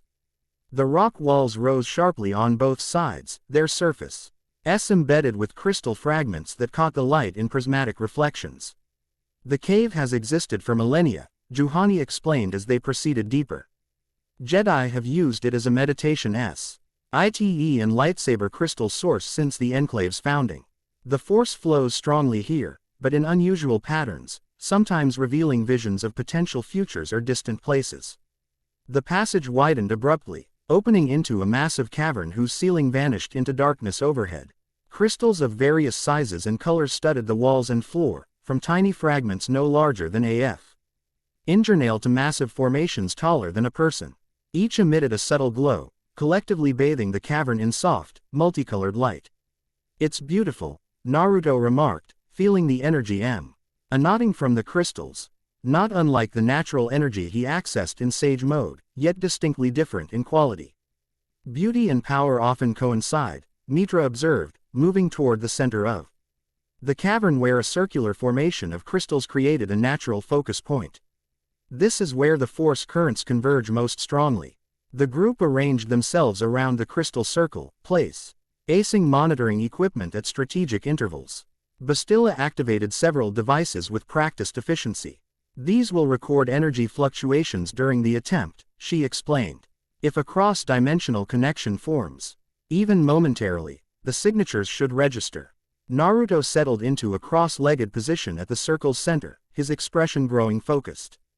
How should we proceed? Begin with your normal meditation technique, Revan suggested, taking position nearby. Establish your internal balance before reaching outward. The rest of us will create a force meld to support and amplify your efforts. Think of it as providing a stable framework for your energy to operate within. Naruto nodded, closing his eyes and settling his hands into a familiar position. His breathing slowed as he centered himself, first stabilizing his own chakra before beginning the delicate process of extending his awareness beyond immediate surroundings.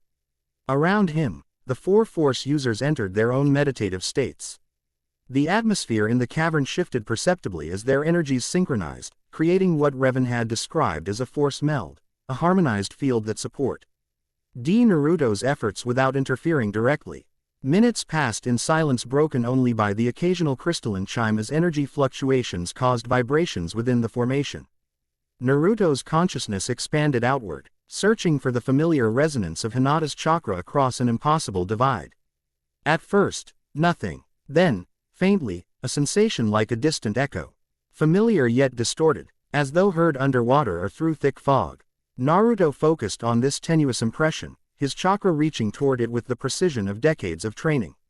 In the physical world, the CRY stalls surrounding them began to pulse with increasing intensity, their colors shifting toward blue tones that matched Naruto's chakra signature. Monitoring equipment beeped urgently as readings exceeded programmed parameters. Something's happening, Juhani whispered, eyes fixed on a display showing energy spikes. Naruto barely registered the comment, his consciousness fully engaged in following the faint resonance. The sensation grew marginally stronger, still distant but increasingly defined. He recognized it now with absolute certainty, Hinata's chakra signature, distinctive as a finger PR. Into someone who had been connected to it for decades. She was searching for him. With renewed focus, Naruto directed his chakra toward the tenuous connection, imagining it as a golden thread stretching across dimensions. In his mind's eye, he visualized Hinata, not as she appeared to others, but as her chakra felt to his heightened senses, gentle yet resilient, flowing like water around obstacles rather than shattering against them. Persistent in ways that had once surprised those who mistook gentleness for weakness. Hinata, he projected, not with words but with the focused intent that had allowed him to communicate with tailed beasts across distances. The response came not as language but as emotion, recognition, relief, determination. The connection strengthened fractionally, and Naruto could sense her more clearly now. Her chakra pattern distinctive despite the dimensional interference. In the cave, the crystal formation hummed audibly, resonating at frequencies that made the air itself vibrate. The force users maintained their supportive meld, but Bastilla's eyes had opened, watching the phenomenon with intense focus. The dimensional barrier is fluctuating, she reported quietly, monitoring a handheld scanner, not breaking, but becoming temporarily permeable to specific energy patterns. Naruto deepened his focus, pushing his consciousness further along the tenuous connection. Fragmented impressions came through. Konoha's Hokage Tower, the research facility beneath it, faces both familiar and new gathered around monitoring equipment. And at the center, Hinata, her Byakugan active. Chakra extended toward the dimensional tear with precision that would have amazed him had he not known her capabilities so intimately. I'm alive, he projected through the connection. Another dimension, working to return, Whether she received the specific content or merely the general impression remained unclear, but her response surged through the connection, acknowledgement. Her own determination to reach him matching his to return. Then, surprisingly, specific information began filtering through. Fragmented but deliberate, the dimensional tear remained partially open. Maintained by residual connections between their worlds, the Otsutsuki had retreated but not abandoned their objective. Research into cross-dimensional travel was progressing under joint effort. Naruto absorbed this, projecting back impressions of his own situation, the force, the enclave, the researchers helping him, the potential convergence threat. The exchange lasted perhaps 30 seconds of real time. Though to Naruto's consciousness it seemed both instantaneous and eternal. Then, abruptly, resistance increased. The connection began to strain, energy requirements escalating beyond sustainable levels. The barriers reasserting, Naruto realized. With final effort, he projected one last sentiment: I will find a way back. Protect everyone until then. Her response carried complete confidence. We will. And I'll find you if you don't find us first. The connection severed suddenly as the dimensional barrier re-established its integrity. Naruto gasped, eyes opening as his consciousness snapped back to the physical realm. Around him, the crystal formation gradually ceased its luminescent pulsing, returning to normal brilliance. You succeeded, Revan observed, studying him with undisguised fascination. Partially, Naruto confirmed, breathing deeply to recenter himself. We established contact. Emotional impression more than detailed communication, but definite confirmation. Hinata is actively working on their side to reach across the barrier. Bastilla studied her readings with intense concentration. The energy exchange was minimal but unmistakable. Definitely cross-dimensional in nature. She looked up, meeting Naruto's eyes directly. This proves a permanent connection between our realms exists, independent of whoever created the initial breach. A natural thinning between dimensions. Juhani theorized, exacerbated by deliberate interference from both sides. More importantly, Mitra interjected, it confirms compatible consciousness can bridge the gap, even temporarily. That's significant for both communication and eventually finding a way to send you home. It also confirms what we feared, Revan added, his expression grave. If your brief connection created these energy readings, imagine the consequences of a full convergence between dimensions. The power release could devastate both realms. Naruto stood, his determination evident in every line of his posture. Then we prevent it. On both sides. He turned to Bastilla. I need to understand everything your records contain about convergence, dimensional barriers, anything potentially relevant. Agreed, she replied with newfound respect. We'll provide complete access to our archives. She hesitated briefly before adding, your wife's abilities, this Byakugan. It allowed her to perceive the dimensional barrier directly. Naruto nodded. The Hyuga clan has studied chakra flow more comprehensively than anyone in our world. Hinata's mastery of the Byakugan exceeds most of her clans, particularly in perceiving energy patterns others can't detect. A significant advantage, Revan noted. If we can establish more reliable communication, coordination between our efforts might become possible. First, Mitra interjected practically, we need to consolidate what we've learned and develop a coherent theory of how these dimensional interactions function. Without understanding the mechanics, we're merely reacting to events rather than influencing them.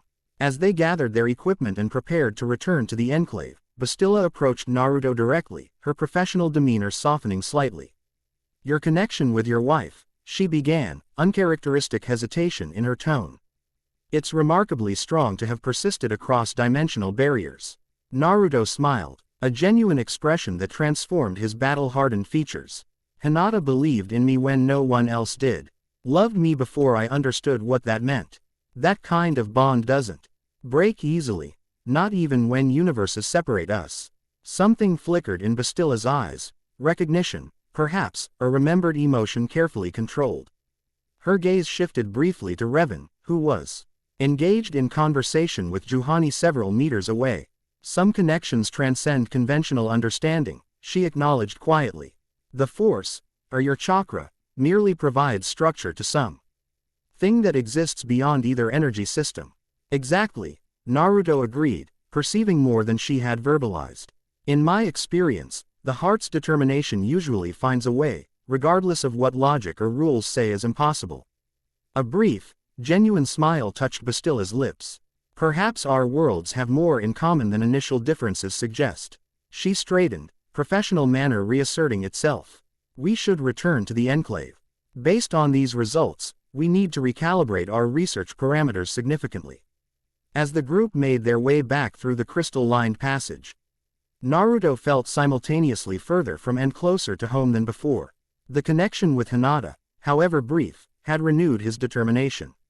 Somewhere across the dimensional divide, she was working toward the same goal from the opposite direction. And if there was one thing both Uzumakis understood, it was how to defy impossible odds through sheer, unrelenting persistence. Chapter 2 and Chapter 3, The Hunter Awakens. In the lightless void between stars, something stirred. Not physical movement. There was no corporeal form to move, but an awakening awareness that rippled through the vacuum-like sound through water. For millennia, it had drifted in near dormancy, consciousness fragmented across the cosmic dark, sustained by occasional whispers of fear from passing vessels whose crews felt inexplicable dread as they traversed this unremarkable sector. Now, it coalesced with sudden purpose, drawn by an energy signature that cut through its torpor like lightning through fog. The whispers that had sustained it for eons paled against this new sensation, a beacon of life force unlike any it had encountered in its long existence. Foreign yet familiar, powerful yet untapped, a feast beyond imagining. Darth Nihilus, or what remained of the entity once bearing that name, had been patient. The hunger that defined him had diminished during his dispersal, becoming background noise rather than all-consuming agony. But the sudden appearance of this new energy rekindled the emptiness at his core, transforming dormant appetite into ravenous need. The entity focused its fractured consciousness, drawing scattered fragments toward the source of the disturbance. As awareness sharpened, memories resurfaced, of a physical form wrapped in pale robes and masked in bone-white horror. Of planets drained of life to feed insatiable hunger, of opponents falling before power that consumed rather than destroyed. Of defeat, unexpected and humiliating. But not destruction, never that. Even as his mask shattered and his physical form dissipated, Darth Nihilus had preserved essential consciousness through techniques no living Sith understood. Dispersed across light years, he had endured, diminished but eternal, waiting for opportunity to return. And now, opportunity beckoned. The entity that had once been Nihilus extended tendrils of consciousness toward sensitive minds scattered throughout the galaxy, force users whose dreams could be shaped, whose nightmares could be inhabited, whose waking thoughts could be subtly influenced without triggering defensive awareness. Through these unwitting proxies, he would investigate this new power source, locate it, study it, and ultimately, consume it to fuel his restoration. The hunt had begun. Dawn-painted Dantooine's grass, lands in shades of amber and gold as Naruto completed his morning training routine. 3 standard days had passed since their attempt to contact Hinata through the crystal cave. 3 days of intensive study, experimentation, and adaptation to this strange dimension. He moved through complex kata with fluid precision, his shadow stretching long across dew-dampened grass. The Enclave's researcher, had provided an open courtyard for his use, one of few exterior spaces in the otherwise hidden facility. Here, surrounded by native vegetation and open sky, Naruto found it easier to harmonize his disrupted chakra with the ambient force energy. The integration wasn't perfect. His techniques required constant adjustment, recalibration of chakra flow to account for how differently energy moved in this dimension. Shadow clones formed with unusual characteristics, sometimes semi-transparent, sometimes exhibiting abilities neither he nor the original clone had consciously created. Rasengan variant manifested with luminescent patterns that reminded observers of ancient Jedi holocrons. Even basic chakra molding produced unexpected resonance with nearby force-sensitive objects. As he completed the routine with a final sequence of strikes against an imaginary opponent, Naruto noticed Mitra Surik watching from the courtyard entrance. She leaned against the stone archway, arms crossed casually, expression thoughtful rather than evaluative. "Your movements are precisely economic," she observed as he acknowledged her presence with a nod. "No wasted energy, no flourish for appearance's sake. Pure function. Hard-earned lesson," Naruto replied, retrieving a towel from nearby. "As a kid, I was all flash and excessive force. Combat experience teaches you that survival favors efficiency. So I've found." Mitra approached, her own movements revealing similar efficiency, the walk of someone who had survived countless battles through skill rather than luck. Though there's something to be said for unpredictability. Opponents who can't anticipate your next move hold a significant disadvantage. Naruto grinned, wiping perspiration from his face. "That's why I keep a few flashy techniques in reserve. Nothing confuses an enemy like suddenly switching from precision to chaos." Something like approval flickered in Mitra's eyes, recognition of a kindred tactical mind beneath their obvious differences. Unlike Bastilla's formal reserve or Juhani's scholarly curiosity, Mitra approached Naruto with the straightforward assessment of one warrior evaluating another. The research team is assembling in the archives chamber. She informed him. Revan believes they've identified historical precedents for dimensional convergence events. Before that, though, she hesitated briefly. I'd like to try something. If you're willing. Curious, Naruto gestured for her to continue. Your chakra and the Force interact in ways we're still documenting, Mitra explained. But theoretical understanding only provides part of the picture. I'd like to attempt a direct connection, my Force awareness linked to your chakra consciousness. A controlled experiment in cross-system energy exchange. Naruto considered this with appropriate seriousness. What would that involve? Similar to meditation, but with deliberate awareness of each other's energy patterns. No intrusion into private thoughts, just energy recognition and potential harmonization. Her expression remained professional, but something in her voice conveyed personal interest beyond mere research. I have unique NCE with Force connections that might prove relevant. Intrigued both by the proposal and the subtle shift in her typically reserved demeanor, Naruto nodded. I'm willing to try. How do we proceed? Mitra indicated the center of the courtyard where morning sunlight created a natural spotlight. Seated meditation position, facing each other. Physical proximity helps initially, though distance becomes irrelevant once connection is established. They settled into identical cross-legged positions, knees nearly touching. Mitra's posture shifted subtly, professional distance giving way to focused presence as she centered herself. In your tradition, you'd call this chakra synchronization? She asked. Something similar, Naruto confirmed. Though usually only attempted with compatible chakra types or established partnerships.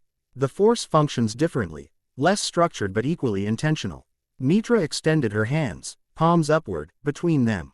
Physical contact provides clearer initial resonance. If you're comfortable with that. Naruto placed his hands lightly atop hers, immediately noting the difference in temperature. Her skin cooler than expected, though not unpleasantly so. More surprising was the immediate response of his chakra, which stirred like water disturbed by a falling stone. Interesting, Mitra murmured, clearly experiencing her own reaction. Your energy responds instantly to physical connection. Most Force users require deliberate meditation to achieve similar resonance. Chakra is more immediate, Naruto explained, maintaining the connection. Especially for those of us with naturally high reserves. It wants to interact, to find equilibrium with surrounding energy. Then let's allow it to do so, Mitra suggested. I'll extend my Force awareness. You extend your chakra awareness. No pushing or pulling, just mutual recognition. They closed their eyes simultaneously, breath naturally synchronizing as they settled into respective meditative states. Naruto felt his chakra respond to her proximity, not with the familiar interaction he'd experienced with other shinobi, but something novel. The Force that surrounded and infused Mitra had distinctive qualities. Resilient yet wounded, powerful yet constrained, as though flowing through channels that had once been damaged and healed imperfectly. Through the connection of their hands, he sensed echoes of her experiences, not specific memories but emotional imprints left on her Force signature. Loss, exile, reconnection, purpose found through adversity rather than granted by circumstance. Your energy carries scars, Naruto observed softly, eyes remaining closed. Not physical, spiritual, like channels that were blocked and reopened. Mitra's hands tensed fractionally beneath his before relaxing again. Yes, she acknowledged simply. I was cut off from the Force once, a wound that took years to heal.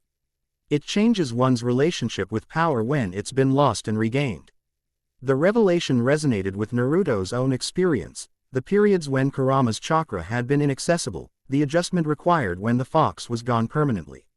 I understand that better than you might expect, he replied. Through their connected awareness, Mitra seemed to perceive this resonance. Her Force signature shifted subtly, extending not in invasion but invitation, of faring deeper recognition without demanding reciprocation. Naruto accepted the invitation, allowing their energy systems to harmonize further. The distinction between chakra and Force blurred at the point of connection, creating something that was neither entirely one nor the other. In this shared awareness, communication transcended conventional limitations. You lost something fundamental to your power. Her consciousness conveyed without words, yet adapted rather than diminished. Asterisk. As did you. Asterisk. His awareness responded. The loss became transformation rather than defeat. Asterisk. Their connect. D-energy swirled in silent acknowledgement of shared experience despite vastly different circumstances. Through this resonance, Naruto perceived aspects of Mitra that her reserved exterior concealed, a depth of compassion tempered by necessary hardness, wisdom earned through costly mistakes, loyalty that transcended conventional attachments. Gradually, the connection shifted from passive recognition to active exploration. With unspoken agreement, they began experimenting with energy transfer, Naruto channeling minute amounts of chakra while Mitra directed equivalent force energy. Where these currents met, fascinating interactions occurred. Tiny luminescent spirals visible even through closed eyelids, microscopic energy patterns that followed neither chakra nor force conventions but something entirely new. Remarkable, Mitra whispered, eyes finally opening to observe the visible manifestations hovering between their connected hands. Neither fully chakra nor fully force, but a hybrid energy with characteristics of both. Naruto studied the phenomenon with equal fascination. Like natural energy in my world, neither internal chakra nor external energy, but something that exists at the intersection. They maintained the connection for several more minutes, documenting various interactions through mutual observation rather than instruments. Eventually, by tacit agreement, they withdrew their respective energies and separated their hands. The absence of contact left a lingering awareness, not a true connection like his bond with Hinata, but a residual recognition that would likely persist for hours before fading naturally. Thank you, Mitra said simply, rising with characteristic grace. That provided insights no scanning equipment could capture. Naruto stood as well, flexing fingers that tingled with residual energy. It was educational, he agreed, though the experience had been considerably more profound than the clinical term suggested. Something in his T1 made Mitra smile, a genuine expression that transformed her usually serious features. A diplomatic understatement. I'd call it revelatory. She gestured toward the enclave entrance. We should join the others. But I'd welcome continuing this line of investigation when time permits. The invitation carried implications beyond pure research interest, though nothing inappropriate given their circumstances. Naruto recognized the professional respect underscoring the personal connection, a natural response between individuals who recognized kindred aspects despite obvious differences. I'd like that, he replied honestly as they walked toward the entrance. The more we understand about how chakra and the force interact, the better our chances of addressing the convergence threat effectively. Mitra nodded, her expression returning to its usual thoughtful reserve. And perhaps finding your way home. They walked in companionable silence through the enclave's winding corridors, each contemplating the implications of their shared experiment. The archives chamber occupied what had once been a natural cavern, expanded and reinforced over centuries into a repository of knowledge. Deemed too sensitive for the main Jedi archives on Coruscant. Curved walls supported ancient stone shelves containing physical texts, while modern holographic interfaces provided access to digitized records. The chamber's center featured a circular table where physical artifacts could be examined under specialized conditions.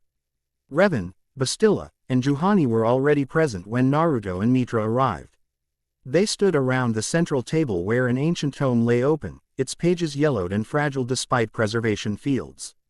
There you are, Juhani greeted, her feline eyes showing curiosity at their joint arrival but asking no questions. We've found something significant. Revan looked up from the text he'd been studying intently. The prophecy of convergent tides, he identified, gesturing toward the open book. Written approximately 4,000 years ago by a Jedi consular named Ares Nun after experiencing what historical records describe as visions of intersecting realities. Bastila adjusted the preservation field to allow better viewing without endangering the ancient text. Most dismissed it as allegorical rather than literal, mystical philosophy rather than prophecy. But given recent events, Naruto approached the table, studying the unfamiliar script. I can't read the language. Ancient Sith and Jedi hybrid notation, Juhani explained. Few modern scholars can translate it accurately. Fortunately, we have the Enclave's resident expert. She nodded toward Revan with evident respect. Revan traced symbols on the page without touching the fragile surface. The relevant passage reads, "When the cosmic tide shifts and barriers thin like morning mist, powers divided by the great separation shall converge again. The catalyst, neither wholly of one realm nor another, shall bridge divided energies. Ancient hunters will wake from dormancy, drawn by powers they cannot comprehend but desperately crave." Silence followed the translation as each person processed its implications. Written 4,000 years ago, Mitra finally observed, yet it describes our current situation with uncomfortable precision. The catalyst, neither wholly of one realm nor another, Bastilla repeated. Glancing at Naruto, that could easily describe your current state, chakra-based but increasingly resonant with the Force. And, ancient hunters? Naruto questioned. Revan's expression darkened. That's where our concern deepens. The text continues. The hunger that cannot be sated will sense the convergence first, drawing scattered essence toward wholeness once more. What was dispersed shall coalesce, drawn by energies beyond its understanding. You believe this refers to a specific entity, Mitra stated rather than asked, her earlier connection. With Naruto allowing her to sense his concern more clearly than others might. Darth Nihilus, Revan confirmed gravely. The Lord of Hunger, a Sith entity we believed destroyed, or at least permanently dispersed, years ago. Believed being the operative term, Bastilla noted with palpable concern. Naruto looked between them, recognizing the gravity of their expressions. I take it this Nihilus wasn't your average enemy. He wasn't really a person by the end, Mitra explained, her voice carrying the weight of personal knowledge. More a wound in the Force, sustaining itself by consuming life energy from everything around it. Entire planets died to feed his hunger. I faced him directly, she continued, unconsciously rubbing her palm where Naruto's hands had rested earlier. With considerable help, I managed to defeat his physical form, but the nature of his existence made conventional destruction problematic, Revan finished. His essence was theoretically dispersed beyond recovery. But this text suggests such dispersal might be temporary under the right conditions. Juhani, who had been examining correlating texts on a nearby data terminal, joined the conversation. I've found references to similar entities in other traditions. The Sith called them Force wounds, beings who transcended physical limitations by becoming pure hunger, drawing sustenance directly from the Force itself. Like the Otsutsuki in my world, Naruto observed, the parallel unmistakable. They harvest entire planets' chakra to extend their existence beyond natural lifespans. The similarity is unlikely to be coincidental. Bastilla noted, if the convergence theory is correct, these entities may represent evolutionary parallels across dimensional boundaries, similar responses to similar circumstances in separate realities. Quote, Revan closed the ancient text with careful precision. Which brings us to our immediate concern. If Nihilus's dispersed essence is indeed coalescing, drawn by Naruto's unique energy signature, we face multiple threats simultaneously: dimensional instability, potential invasion from Naruto's realm, and a reborn Force-consuming entity with unprecedented hunger. Sounds like Tuesday in Konoha, Naruto remarked with a wry smile that didn't quite reach his eyes. The joke fell flat against the gravity of their situation, but the sentiment behind it, facing seemingly impossible odds with determined optimism, clearly registered with his companions. Your confidence is either admirable or concerning, Bastilla observed, though with less judgment than her words might suggest. Experience, Naruto corrected mildly. When you've saved your world a few times, perspective shifts. He turned serious again, addressing the practical implications. If this Nihilus is reconstituting himself, how do we track his progress? How do we prepare? That's where the archives at Arcania become relevant, Juhani replied. This facility contains remarkable knowledge. But the ancient Jedi temple on Arcania specialized in studying Force anomalies similar to Nihilus. Records that might help us understand his reconstitution process would be preserved there. And Arcania is, Naruto prompted, a mid-rim world, Revan explained. Inhabited but sparse, known primarily for scientific research and gemstone mining. The Jedi maintained a small temple there specifically to study unusual Force manifestations deemed too dangerous for main academy locations. Including records of previous convergence events, Mitra added, if historical accounts are accurate. Nah, Ruto processed this information with the strategic assessment that had made him an effective Hokage despite his unorthodox background. So we need to visit this temple, access these records, and deter mine how to counter both Nihilus and the Convergence simultaneously. Revan noted, raising an eyebrow. You've decided to involve yourself directly rather than focusing solely on returning home. The issues are connected. Naruto replied simply. This convergence threatens both our worlds. Solving one problem advances the other. Left unspoken but understood was the deeper motivation, the ingrained refusal to stand aside when others faced danger, regardless of personal priorities. Bastila studied him with newfound respect. The journey isn't without risk. Arcania lies near Territory C, onsted between Republic and Sith forces. The temple itself has been officially abandoned for decades, though automated security systems likely remain active. When do we leave? Naruto asked. Decision already made. Tomorrow at dawn. Revan answered without hesitation, as though having anticipated this outcome. The Aben Hawk can reach Arcania within 36 standard hours if we push the hyperdrive. Bastila and Juhani will remain here to continue analyzing the dimensional fluctuations and coordinate with the Enclave's research team. I'm coming, Mitra stated rather than requested, her tone making clear this wasn't negotiable. My experience with Nihilus will be relevant if we encounter any manifestation of his reconstituting essence. Neither Revan nor Bastila objected, Sugas. This arrangement had been previously discussed. The subtle dynamics between these three specifically, Revan, Bastila, and Mitra, suggested a complex shared history that transcended their professional collaboration. Naruto filed this observation away, recognizing its potential relevance without prying into private matters. We should prepare supplies and equipment, Juhani suggested practically. The temple's remote location means self-sufficiency will be essential. I'll help coordinate preparations, Bastila agreed, already moving toward the archive's exit. Naruto, you should continue your force adaptation training this afternoon. The more effectively you can navigate both energy systems, the better our chances of success. As the group dispersed to handle their respective preparations, Revan remained behind, studying Naruto with analytical interest. You adapted quickly to our situation, he observed when they were alone in the archives. Most beings transported to an entire foreign dimension might prioritize personal return above all else.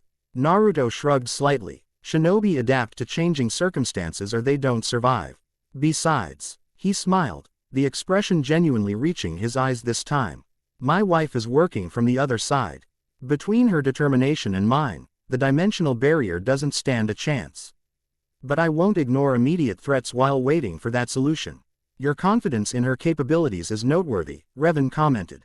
Hinata has surprised people her entire life, Naruto replied with unmistakable pride. Those who underestimated her quiet strength. I'm not making that mistake. Revan nodded thoughtfully. Bastila is similar in some ways. Capability masked by conventional expectations, determination that exceeds obvious indicators. He seemed to catch himself, as though the comparison had emerged without conscious intent. The Arcania temple contains knowledge beyond what we've discussed. Techniques for cross-dimensional awareness that might help strengthen your connection to your world. Then Arcania is definitely our next step, Naruto affirmed. Though I'm curious, you mentioned these records are in an abandoned temple. Why was it abandoned if the information was valuable? A shadow crossed Revan's features. Jedi politics. Knowledge deemed too dangerous for general access was sequestered, then gradually forgotten as generations changed. My complicated history with both Jedi and Sith philosophies has made me aware of resources both orders would prefer remained buried. Complicated history, Naruto repeated with knowing amusement. That phrase covers substantial territory, I suspect. The observation earned a rare genuine smile from Revan. More than you might imagine. Though perhaps not more than you'd understand, given what little you've shared of your own journey. With that cryptic exchange, they parted to prepare for the coming expedition, each recognizing in he other a kindred spirit who had walked difficult paths that defied simple categorization. In Konoha's underground research facility, Hinata Uzumaki stood motionless at the center of an intricate chakra containment array. Concentric circles of specialized sealing formulas surrounded her, their patterns glowing with steadily increasing intensity as she channeled chakra through precise pathways. Chakra conversion at 60% capacity and stable, Shikamaru reported from behind a reinforced observation barrier. Interdimensional resonance patterns holding within acceptable parameters. Beside him, Orochimaru monitored separate readings with uncharacteristic focus, his serpentine eyes tracking multiple data streams simultaneously. Fascinating adaptation, he murmured. Her Byac, Yugen is processing dimensional barrier frequencies I wouldn't have thought perceptible to any dojutsu. She's been refining the technique constantly, Sakura explained, medical expertise repurposed to monitor Hinata's physical condition during these increasingly demanding experiments. Each attempt extends perception range and clarity. At the array's center, Hinata maintained perfect stillness despite the massive chakra expenditure. Her extended Byakugan perceived beyond conventional limitations, past the physical confines of the chamber, beyond Konoha's boundaries, through the dimensional barrier itself into spaces between realities. The brief connection with Naruto had provided crucial reference points, energy signatures that her enhanced perception could now track across impossible distances. Not his location precisely, but general directional awareness, like following a familiar scent carried on unpredictable winds. I've found something, she announced, voice steady despite the strain. A recurring pattern in the dimensional frequency. The barrier thins cyclically, approximately every 14 hours, for roughly 90 seconds. Shikamaru immediately began calculating. That corresponds with our previous measurements of energy fluctuations. If the pattern holds, we could potentially establish more reliable communication during these windows, Sasuke completed the thought. His Rinnegan active as he observed the chakra flows from a different perspective than the instruments provided. Or eventually, create a stable passage. Hinata maintained her focus despite the excitement this discovery generated among the researchers. Her perception extended further, seeking additional insights while the current technique remained viable. There's something else, she reported after several moments of concentrated observation. Other entities are probing the barrier from their side. Not Naruto, something different. Multiple presence signatures with predatory intent. This revelation silenced the observation room momentarily. Can you describe these entities? Orochimaru finally asked, scientific curiosity overriding other considerations. Hinata's expression remained composed, but those who knew her well recognized the subtle tension around her eyes that indicated discovery of something deeply concerning. They're like chakra vacuums, she described, searching for adequate comparisons. Similar to how Pain's Preta path absorbed energy, but on a massive scale. They don't produce chakra, they consume it. And they're drawn to the barrier fluctuations, particularly where Naruto's energy signature is strongest. Predators sensing prey across dimensions, Sasuke translated grimly. Or scavengers detecting a new food source. We need to warn Naruto. Sakura stated the obvious conclusion. If these entities are tracking him. Agreed, Shikamaru nodded. Hinata, how long until the next barrier thinning cycle? She calculated quickly. 3 hours, 22 minutes. Assuming the pattern holds constant. Then we prepare for maximum efficiency information transfer during that window, Shikamaru decided. Prioritize warning about these entities. Followed by our discoveries regarding cyclical thinning. I can do better than that, Hinata stated with quiet confidence. With Sasuke's visual transmission jutsu modified by Orochimaru's dimensional research, we can potentially send actual images across the barrier during peak thinning. Sasuke raised an eyebrow, clearly reassessing his former classmate's capabilities. That's theoretically possible, but the chakra requirements are within my capacity, Hinata interrupted gently but firmly. Especially with Sakura's chakra enhancement protocols. The uncharacteristic assertiveness silenced potential objections. Those who had known Hinata since childhood recognized the transformation, not sudden but gradual, culminating in this moment of crisis when hesitation had no place in her calculated determination. We'll proceed with your approach, Shikamaru decided, recognizing both the tactical soundness of her proposal and the personal certainty behind it. Sasuke, work W. ITH Hinata to modify your visual transmission technique for cross-dimensional application. Orochimaru, provide whatever support is necessary within safety parameters. The qualification was automatic. when dealing with the reformed but still ethically flexible scientist. As the team dispersed to make preparations, Sakura approached Hinata privately, medical scanner discreetly monitoring her condition. Your chakra reserves are holding, but cellular stress indicators are elevated, she reported professionally before adding with personal concern, you're pushing yourself to limits that aren't sustainable long-term. Even with your Hyuga stamina. Hinata met her friend's concerned gaze directly. I'm aware of the physiological implications, Sakura.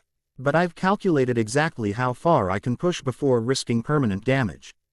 And you're deliberately operating just below that threshold, Sakura observed with a mixture of professional disapproval and personal understanding. Just because say you can endure something doesn't mean you should. A small smile touched Hinata's lips, gentle yet unyielding. If our situations were reversed, would you do any differently for Sasuke? The question required no answer. Both women knew the truth. Instead, Sakura sighed and adjusted several parameters on her medical equipment. At least let me implement additional cellular regeneration protocols, she insisted. They won't prevent strain but can mitigate long-term effects. Agreed, Hinata nodded, accepting this reasonable compromise. And Sakura, thank you for understanding without requiring explanation. The shared moment of female solidarity, understanding that transcended professional roles, passed without further comment as they rejoined the research team's preparations. The next communication window would arrive soon, and every second of preparation increased their chances of successful information transfer. Aboard the Aben Hawk, Naruto stood in the ship's small training area.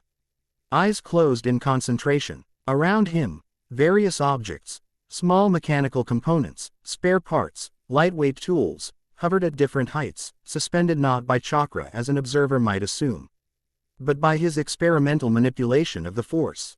Your progress is remarkable, Mitra noted from where she monitored his practice. Most force sensitives require months to achieve telephone ekinetic control at that level of precision. Naruto maintained his focus, rotating the objects in complex patterns while keeping them suspended. It's not entirely different from chakra thread Tekken. IQs used by puppet masters in my world, he explained. The underlying principle, extending your energy to affect physical objects, follows similar mechanics, though the execution differs.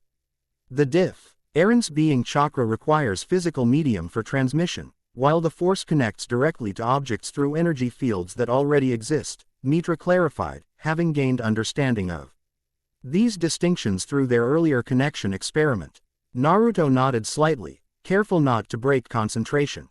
Exactly. Once I understood that conceptual difference, adaptation became easier. He gradually set the objects down in precise formations, a demonstration of control beyond mere ability. The exercise complete, he opened his eyes and rolled his shoulders to release accumulated tension. Still requires more conscious effort than chakra manipulation, he admitted. But improving. Mitra handed him a hydration pack, which he accepted with appreciation. Your rate of adaptation suggests something interesting, she observed. Perhaps chakra users and force sensitives aren't as fundamentally different as initial appearances suggest.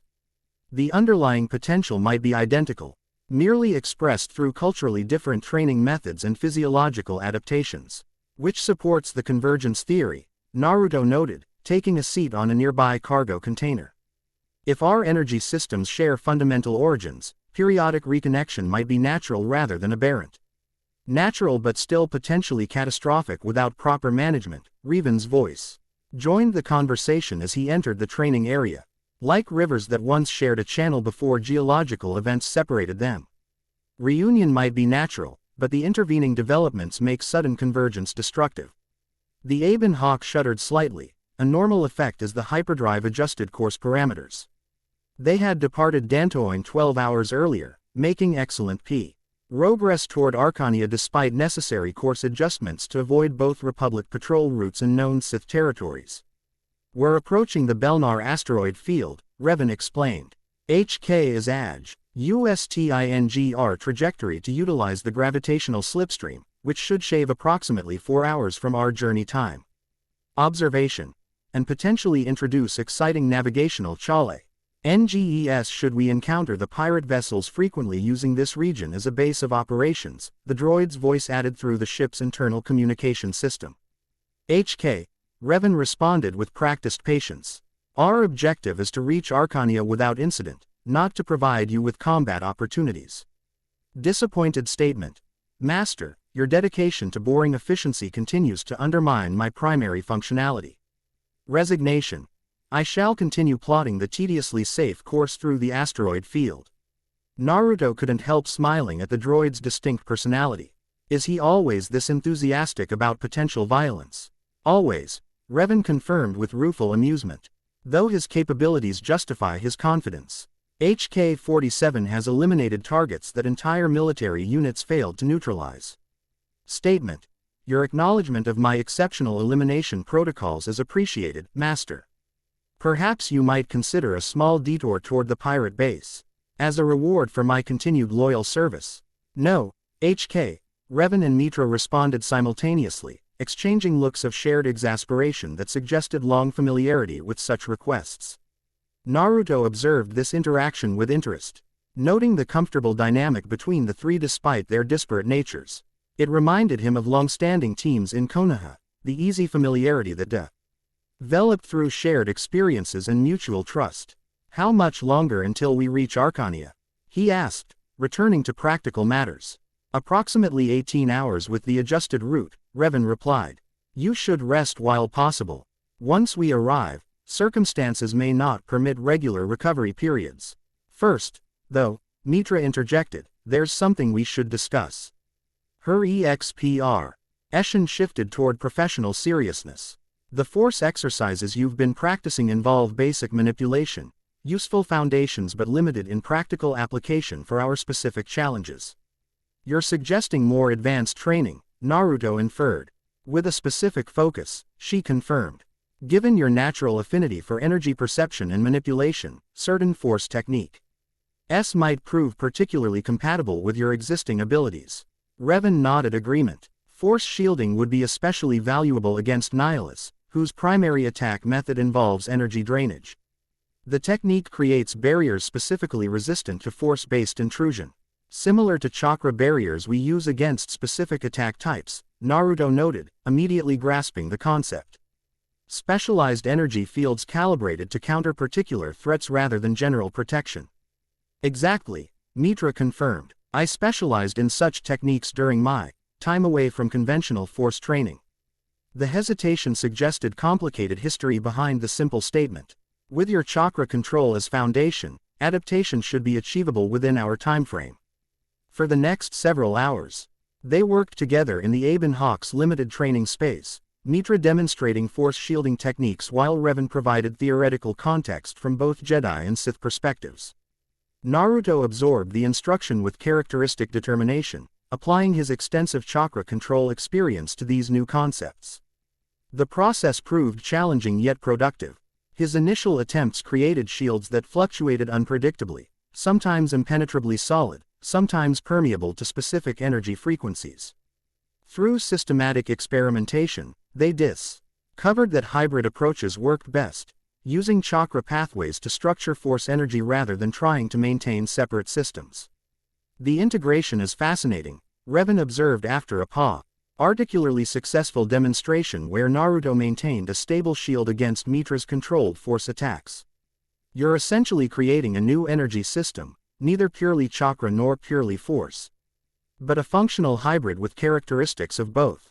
It feels right, Naruto attempted to explain the sensation. Like discovering a more efficient path between familiar destinations. Mitra studied him with analytical interest. That description aligns with ancient texts regarding force potential, the idea that conventional training methods might actually limit natural abilities rather than maximize them. By approaching the force with an entirely different foundation, you're bypassing conventional limitations.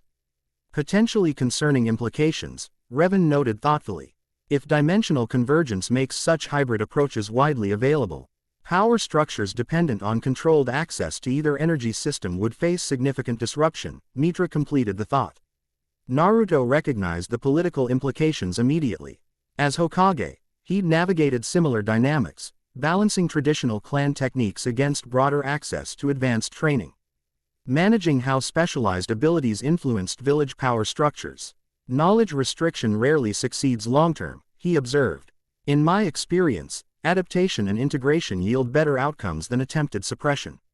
A perspective many Jedi would find uncomfortable, Revan noted with a hint of approval. Their entire organizational structure depends on controlled transmission of Force knowledge.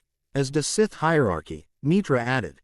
Different philosophy, similar approach to power retention. In Konoha, Naruto explained, we gradually shifted from rigid clan-based knowledge restriction toward selective merit-based access, maintaining respect for traditions while preventing harmful monopolization of crucial techniques. Their philosophical discussion continued. Through another hour of practical training before Revan insisted they all take recovery periods, wisdom Naruto recognized from his own leadership experience.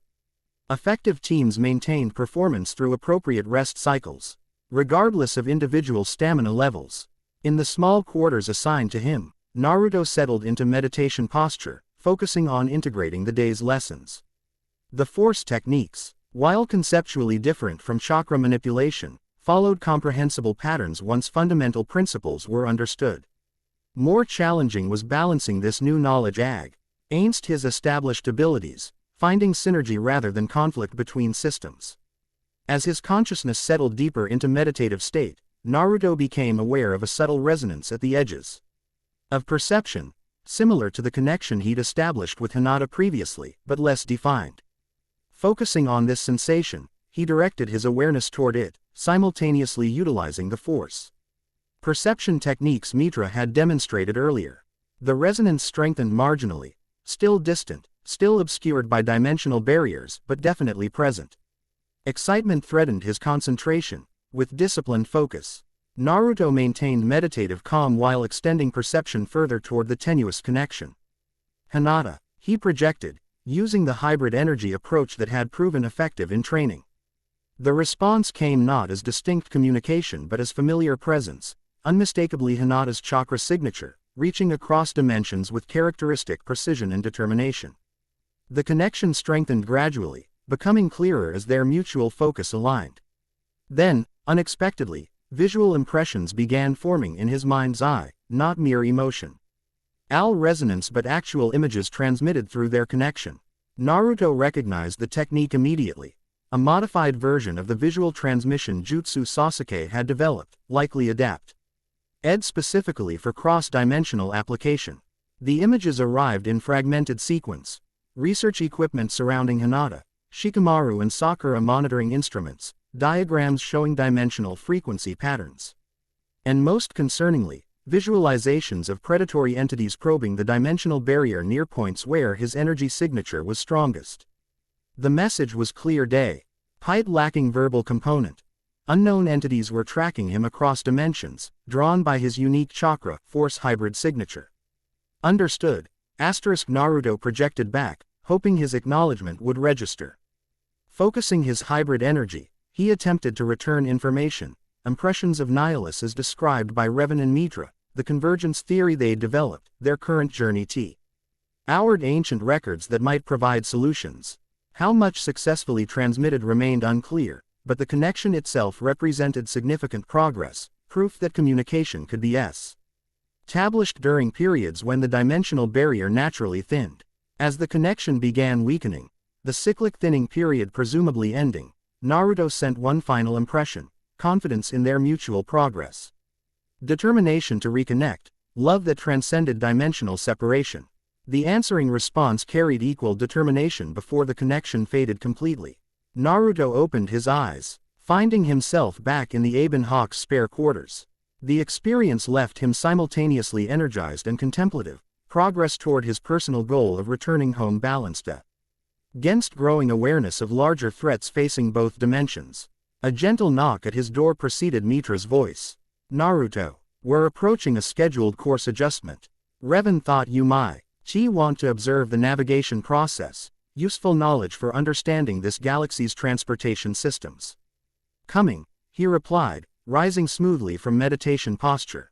As he followed Mitra toward the cockpit, Naruto briefly summarized the cross-dimensional communication he'd experienced. Visual transmission across dimensional barriers, she noted with genuine amazement. Your wife's abilities must be extraordinary. She is, Naruto confirmed simply. But the warning content concerns me more than the method. If these entities are indeed tracking my energy signature from both sides of the dimensional barrier, then our journey to Arcania becomes even more urgent, Mitra concluded. And our timeline potentially shorter than anticipated. In the cockpit, they found Revan and HK-47 engaged in navigation calculations, the main viewport showing streaking stars of hyperspace interrupted occasionally by proximity alerts from the asteroid field they skirted. Connection established again, Revan inquired, immediately noting Naruto's expression. Naruto nodded, summarizing the communication and warning. If these entities on their side match Nihilus's description on this side, then convergence is accelerating, drawing similar predators from both dimensions toward points of thinning, Revan concluded grimly. HK, maximum safe speed to Arcania. Enthusiastic compliance. With pleasure, Master. Adjusting hyperspace parameters to 95% theoretical maximum. Calculating survival probability at approximately 78%. That's not particularly reassuring, Naruto observed dryly. Statement. I find accurate probability assessments far more useful than comforting falsehoods, mysterious energy meatbag. Would you prefer I lie about our potential fiery demise? HK. Revan interjected with practiced patience, just get us there quickly and preferably intact. Resignation. As always, Master, you restrict my communications to unnecessarily bland factual parameters. Adjusting course now. The stars beyond the viewport streaked even faster as the hyperdrive emitted a higher-pitched hum. Acceleration pressed them more firmly into their seats, a subtle reminder of the physical forces being manipulated for faster-than-light travel.